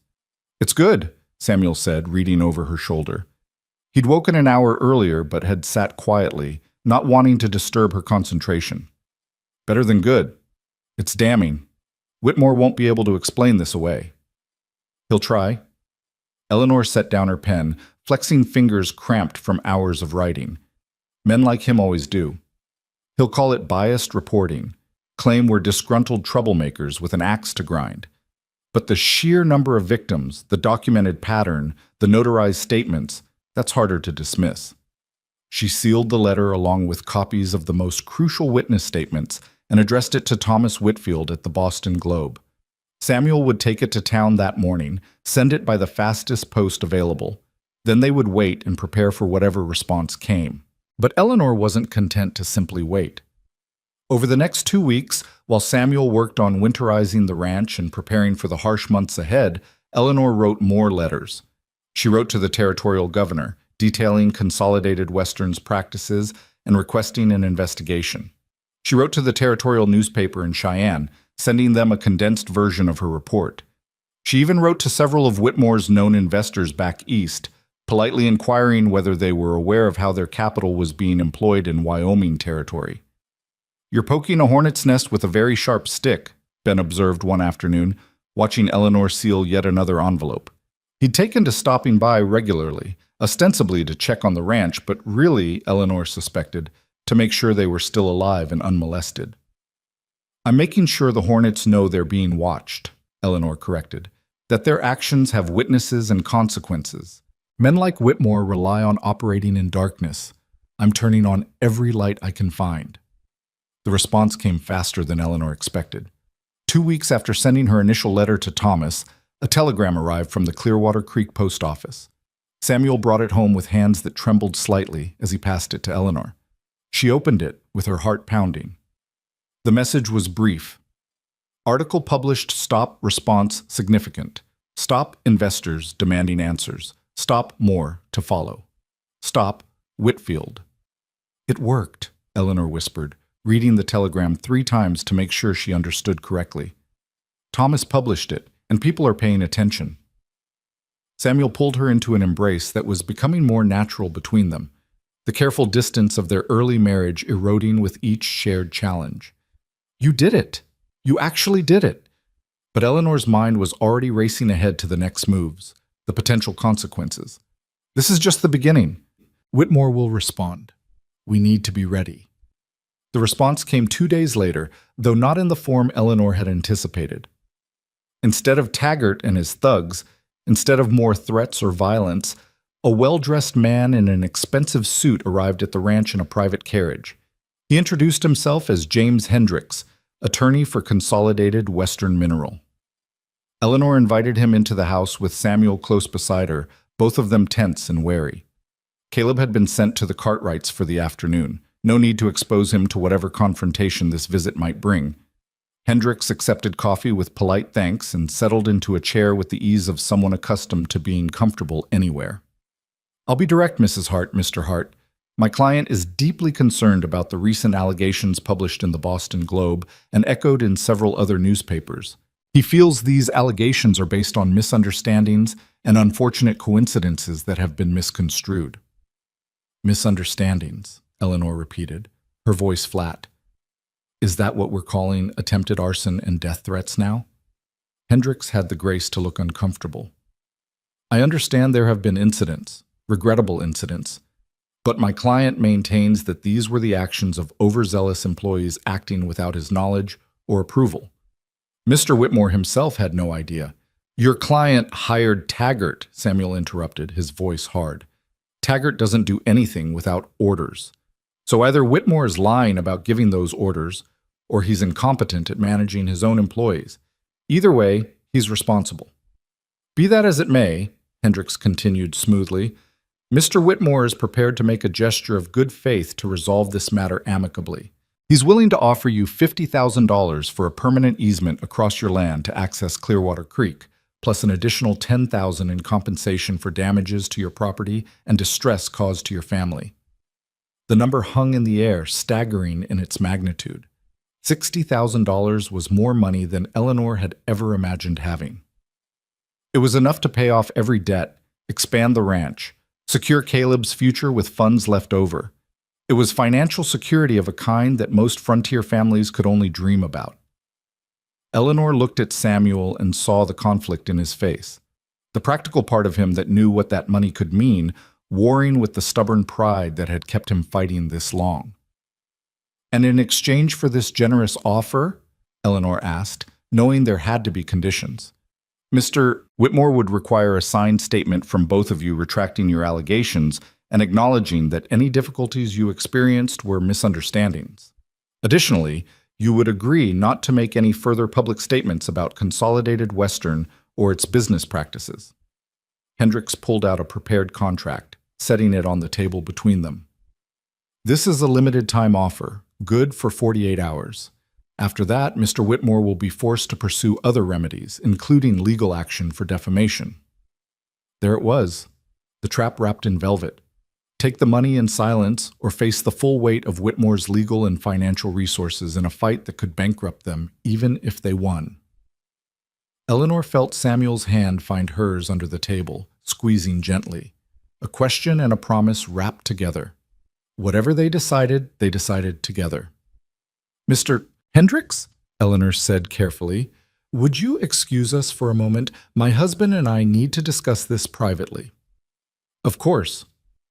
Hendricks stood, moving to examine the books on Samuel's shelf, with the casual interest of someone who had all the time in the world. Eleanor and Samuel stepped out onto the porch, closing the door behind them.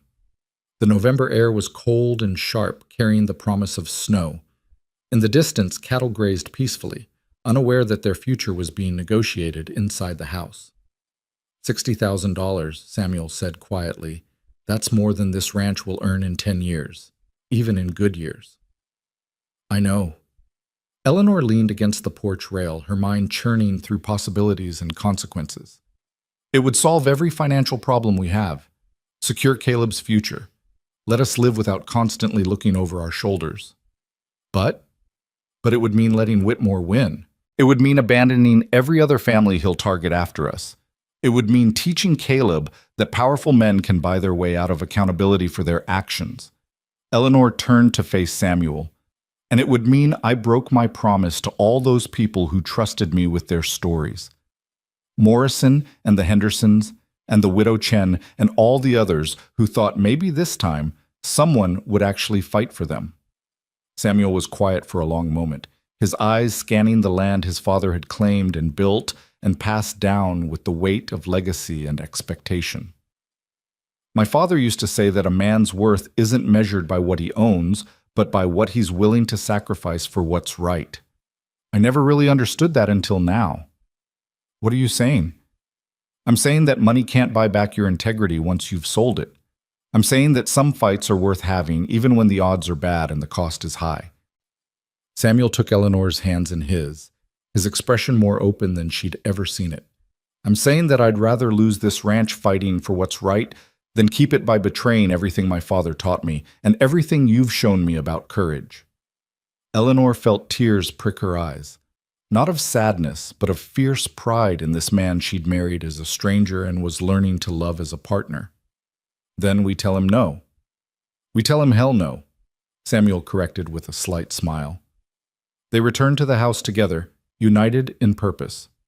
Hendricks looked up from the book he'd been perusing, reading their decision in their linked hands and set faces. Mr. Hendricks, Eleanor said before the lawyer could speak, you can tell Mr. Whitmore that we decline his offer. We will not be retracting our statements because every word we said was true. We will not be silenced because we have nothing to be ashamed of.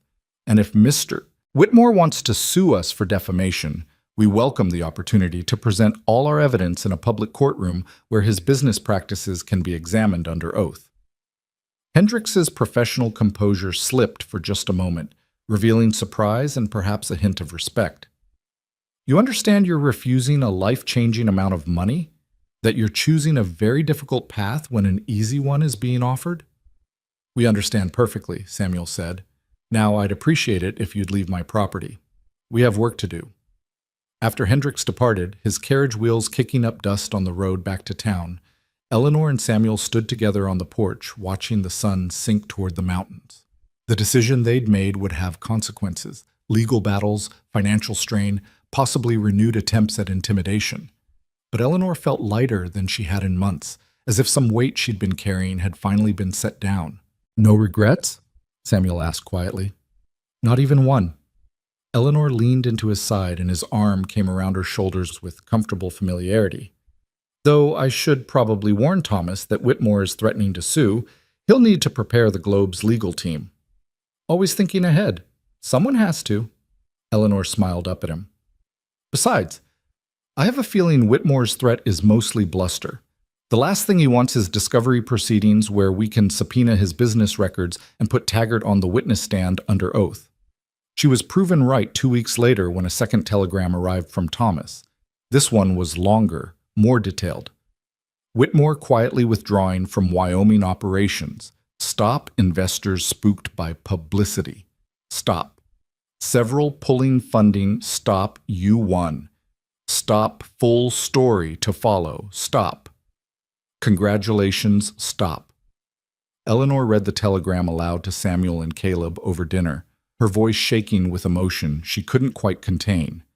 They'd won, not through violence or legal maneuvering, but through the simple act of telling the truth loud enough that people couldn't ignore it. What does it mean? Caleb asked, his eyes wide. Are the bad men going away?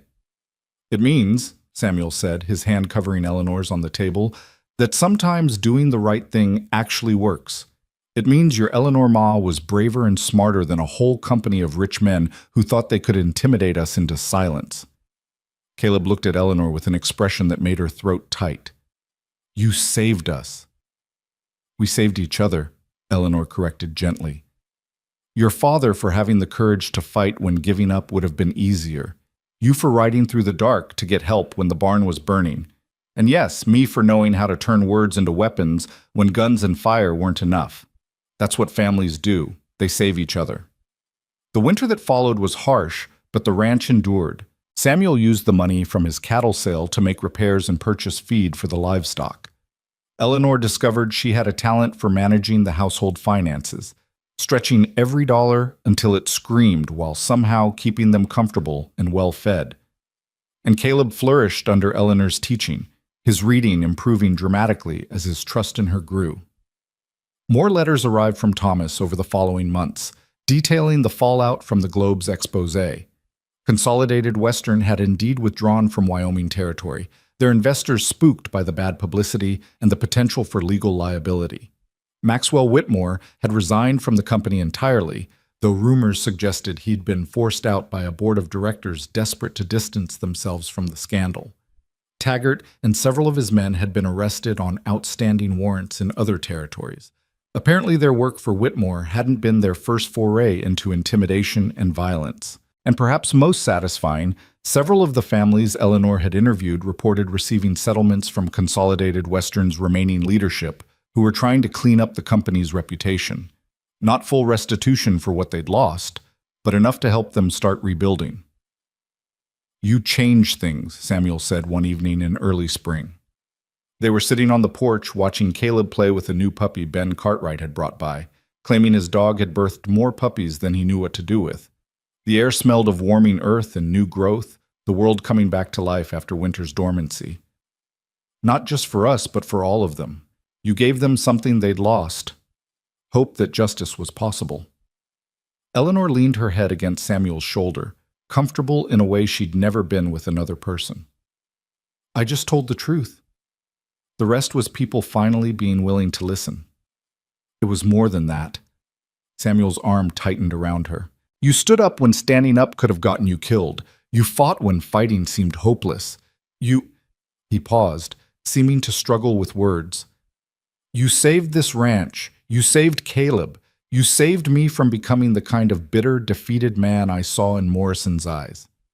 Eleanor turned to look at him, seeing in his face something that had been growing between them for months but hadn't yet been named. "Samuel, I love you." The words came out rough, unpracticed, as if he wasn't entirely sure how to say them. "I know that wasn't part of our arrangement. I know you came here fleeing one situation and looking for practical security, not romance. But I need you to know that somewhere between you stepping off that stagecoach and now, this stopped being a marriage of convenience and became something real, at least for me." Eleanor's heart felt too large for her chest. She'd been so focused on fighting external battles that she'd barely noticed the internal transformation happening in her own feelings. But Samuel was right. This had become real. She cared about this man, about his quiet strength and stubborn integrity. She'd come to treasure their evening conversations and the way he looked at her like she was remarkable instead of merely useful. "I love you too," Eleanor admitted, the words feeling both terrifying and liberating. "I didn't expect to. I thought I'd be content with respect and partnership and a safe place to rebuild my life. But you've given me so much more than that. You've given me a home, a family, a purpose beyond just survival." Samuel kissed her then, properly this time, not the formal brush of lips from their wedding, but something genuine and deep and full of promise. When they pulled apart, Eleanor was breathless and grinning, feeling younger than she had in years. "Does this mean you're really my ma now?" Caleb's voice made them both jump. The boy stood at the bottom of the porch steps, the puppy wriggling in his arms, his expression cautiously hopeful. Eleanor laughed, wiping at her eyes. "If you want me to be. I know I'm not your first mother, Caleb. I could never replace Hope. But if you'll let me, I'd be honored to be your mother in my own way." Caleb considered this with his characteristic seriousness. Then he smiled, that rare, genuine smile that transformed his whole face. "I'd like that. You're different from Ma, but different isn't bad. Different is just different." "Wise words from a very smart boy," Samuel said, pulling Caleb up onto the porch and into a three-way embrace that felt like the family they'd become rather than the practical arrangement they'd started as. That night, after Caleb had been tucked into bed with his new puppy curled at his feet, Eleanor sat at the kitchen table reviewing the ranch's accounts. They were in better shape than they'd been in years, thanks to careful management and the absence of Consolidated Western's interference. There was even a small surplus, enough to consider improvements like expanding the herd or adding irrigation for a larger kitchen garden. Samuel emerged from the bedroom they now shared, having finally moved Eleanor's belongings from the small downstairs room to the larger space upstairs. It had felt like a significant step, an acknowledgement that their marriage had evolved beyond its business-like origins. "Come to bed," Samuel said, leaning against the door frame. "The numbers will still be there tomorrow." Eleanor started to argue, then realized she didn't want to. The accounts could wait. What mattered was this home, this family, this life they were building together. She stood, moving into Samuel's arms with the easy affection of a wife who knew she was cherished. "I have something to tell you," Eleanor said against his chest, feeling his heartbeat steady and strong beneath her cheek. "I wasn't sure at first, but I've been to see the doctor in town, and he confirmed it. I'm expecting a child, our child." Samuel went very still. Then he pulled back to look at her face, his expression cycling through shock and joy and something that might have been awe. "A baby? We're having a baby?" "Due in late September, the doctor thinks." Eleanor smiled at his wonder. "I know we haven't talked about expanding our family, and if you're not ready—" "Not ready. Eleanor, I'm—" Samuel seemed to run out of words. Instead, he lifted her off her feet and spun her around, both of them laughing like children. When he set her down, his eyes were bright with unshed tears. A baby. A brother or sister for Caleb. A new start for all of us. They told Caleb the next morning over breakfast. His initial response was confusion. Where exactly did babies come from, and how long did they take, and would it be a boy or a girl? But beneath the questions, Eleanor saw excitement building. The idea of being a big brother seemed to appeal to him. "Will the baby look like me or like you?" Caleb asked, studying Eleanor's face thoughtfully. "Maybe a little of both," Eleanor said. "That's how it usually works. Though honestly, babies all look pretty much the same when they're first born. Small and wrinkly and loud." Caleb giggled, then grew serious again. "Will you still have time to teach me if there's a baby?" "Always." Eleanor reached across the table to take his hand. "You're my son, Caleb. Having another child doesn't change that. You'll always be important to me, always be loved, always be part of this family." "Good," Caleb said, satisfied. Then, with the resilience of childhood, he returned his attention to his breakfast as if the conversation had been about something far less momentous. The months that followed were perhaps the happiest of Eleanor's life. Spring gave way to summer, and the ranch thrived under their combined management.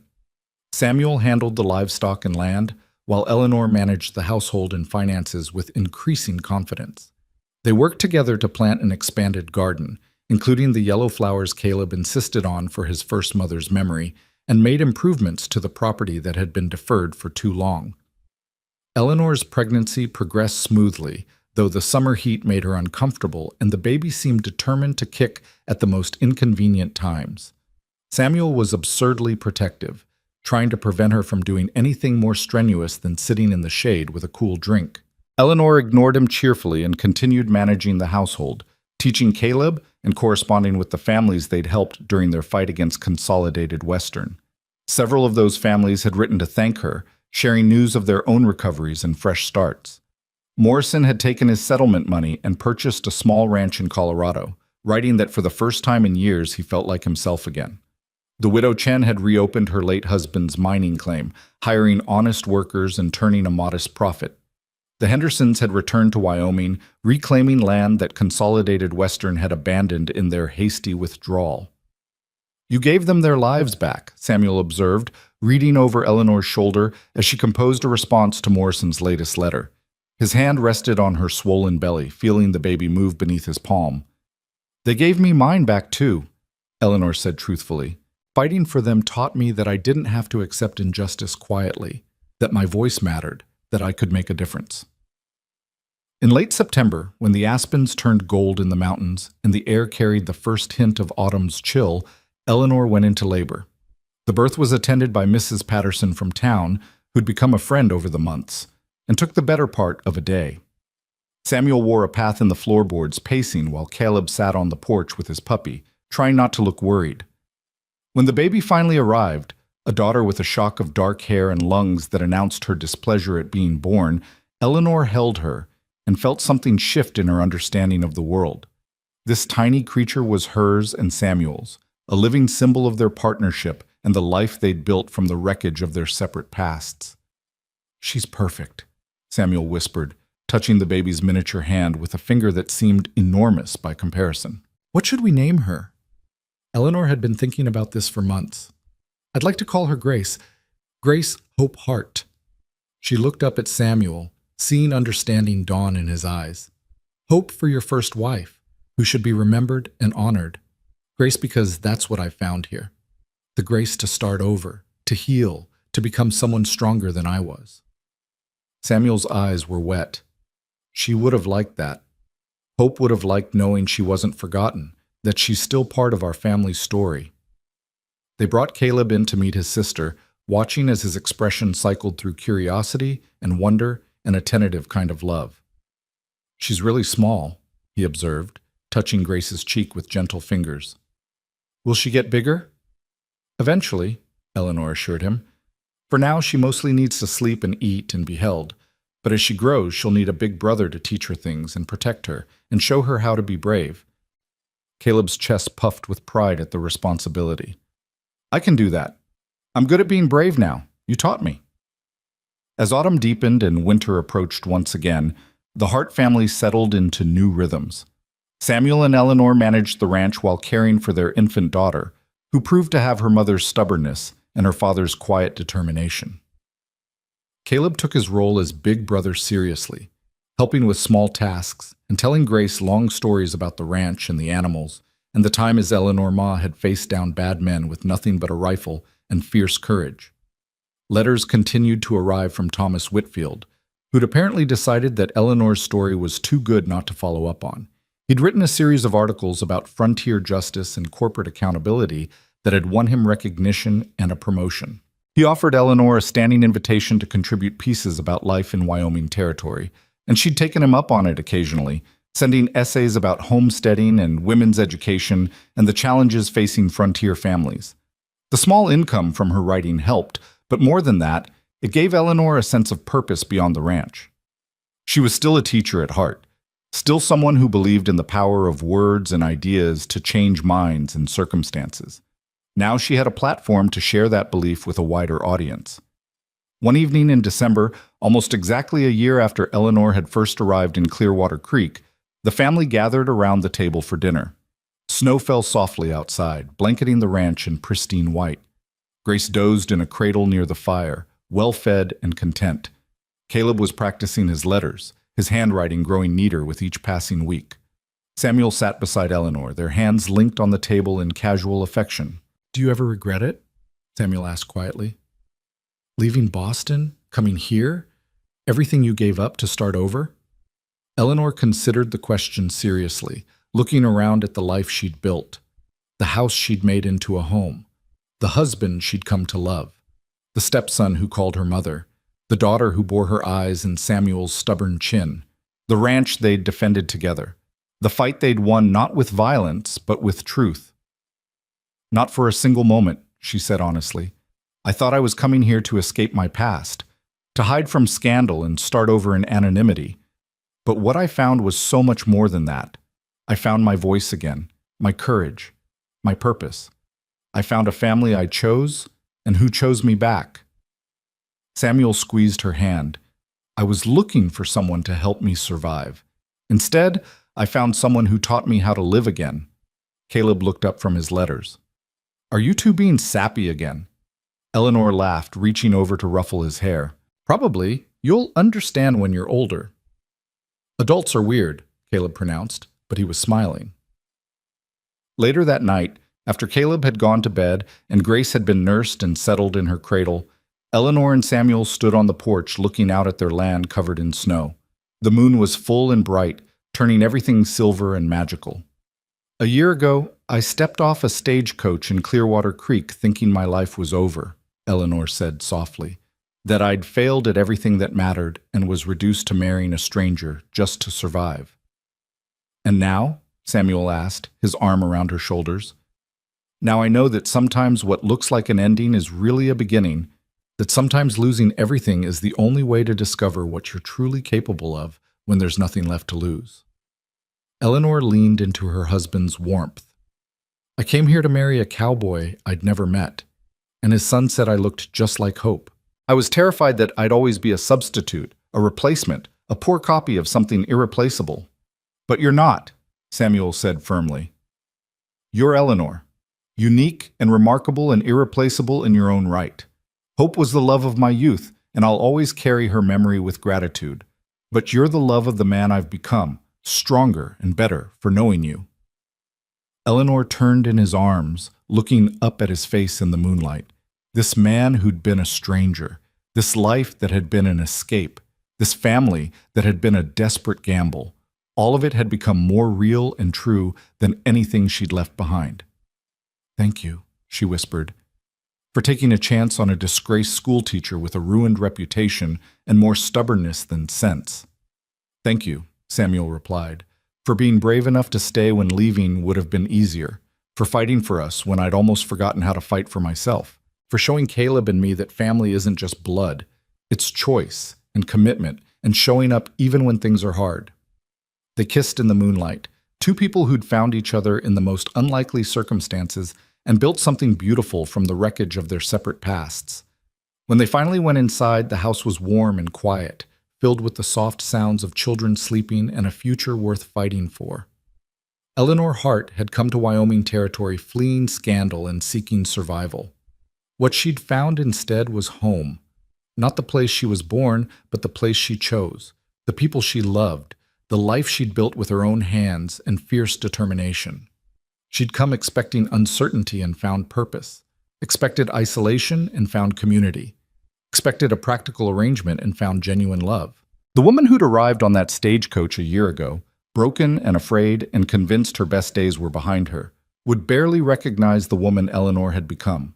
Strong and confident, a wife and mother, a defender of the vulnerable, a voice for the silenced, a teacher not just to one child but to anyone who read her words and learned that courage was possible even in the face of overwhelming odds. As Eleanor settled into bed beside Samuel that night, with Grace sleeping peacefully nearby and Caleb safely tucked in upstairs, she felt something she hadn't experienced in years, complete and utter contentment. The bone-deep satisfaction of knowing she was exactly where she was meant to be, doing exactly what she was meant to do, with exactly the people she was meant to love. The wind howled outside, winter asserting its dominance over the territory. But inside, the Hart family was warm and safe and together. And that, Eleanor thought, as sleep finally claimed her, was worth more than all the security and respectability Boston could have ever offered. She'd come to marry a stranger. She'd stayed to build a life. And in the process, she'd found something more precious than safety or escape or even justice. She'd found herself, the truest, strongest, most authentic version of Eleanor she'd ever been.